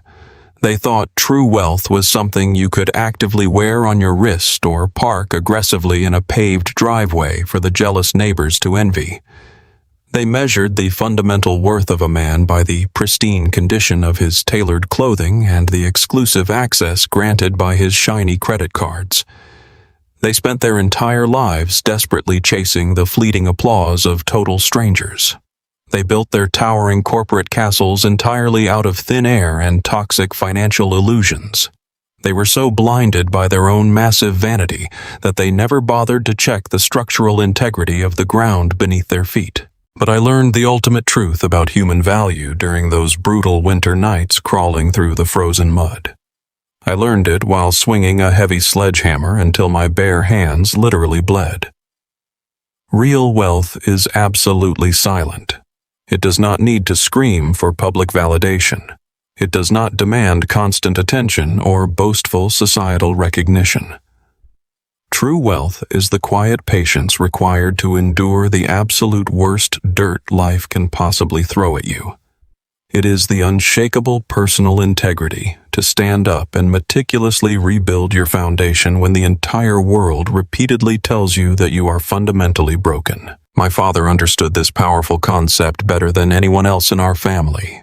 He knew that the most enduring things in nature are always hidden safely deep below the surface. The $80 million pure freshwater aquifer resting peacefully beneath my boots does not make a single sound. It just constantly provides life-sustaining nourishment to the rich soil above it year after year. My parents forced me into a brutal physical crucible because they desperately needed to completely burn away my naive subservience. They needed me to discover the hardened industrial steel buried deep inside my own character. If they had simply handed me a massive trust fund check on the day of the will reading, I would have remained a soft, overly compliant victim for the rest of my days. Instead, they handed me a rusty shovel. They gave me the ultimate opportunity to dig past the superficial rot and uncover my own authentic strength. Blake was given the entire world on a silver platter, and he successfully managed to turn it into a federal prison sentence in less than a single month. I was given a collapsed shack, and I transformed it into a massive legacy that will confidently sustain my new family for generations to come. The sheer undeniable contrast between our current lives serves as a permanent daily reminder of how the universe ultimately balances the scales of justice. Systemic karma never misses a single detail. It simply waits patiently for the arrogant and the cruel to completely expose their own fatal weaknesses. There are thousands of hardworking people listening to my voice right now who completely understand the exact agonizing pain of being vastly underestimated. I know you are out there. I know exactly how it feels to do the absolute hardest work in the darkest shadows while the most selfish individuals eagerly take all the glorious public credit. I know how deeply it burns when someone looks at your honest daily sacrifices and calls you a pathetic failure simply because you do not have a flashy bank account to immediately validate your enormous efforts. If you have ever been the one deliberately left out in the cold by the people you trusted most, you must listen to me very carefully right now. If you have ever been mercilessly mocked while merely trying to do the right thing, you absolutely cannot allow their shallow judgments to define your ultimate reality. You must keep digging. When they cruelly throw you into the dirt, you have to realize that dirt is the exact place where strong, healthy roots can actually grow. Your fundamental character is a foundation far stronger than any fragile facade they could ever construct. The painful struggles you are enduring right now in total silence are actively forging the exact tools you will need to eventually inherit your own personal empire. If this incredible story deeply resonated with your own life experiences, I am genuinely asking you to hit the like button right now. Share this video with someone you know who is currently fighting a massive silent battle and desperately needs a powerful reminder of their own hidden worth. I want you to go down into the comment section below and tell me your own personal story of proving the arrogant doubters entirely wrong. Tell me all about the specific time you survived the absolute worst day of your life and miraculously turned it into your greatest triumph. And please make sure you subscribe to this channel for more amazing stories about uncovering the ultimate truth, watching karma finally balance the scales, and securing the exact kind of poetic justice that absolutely no amount of money can ever buy.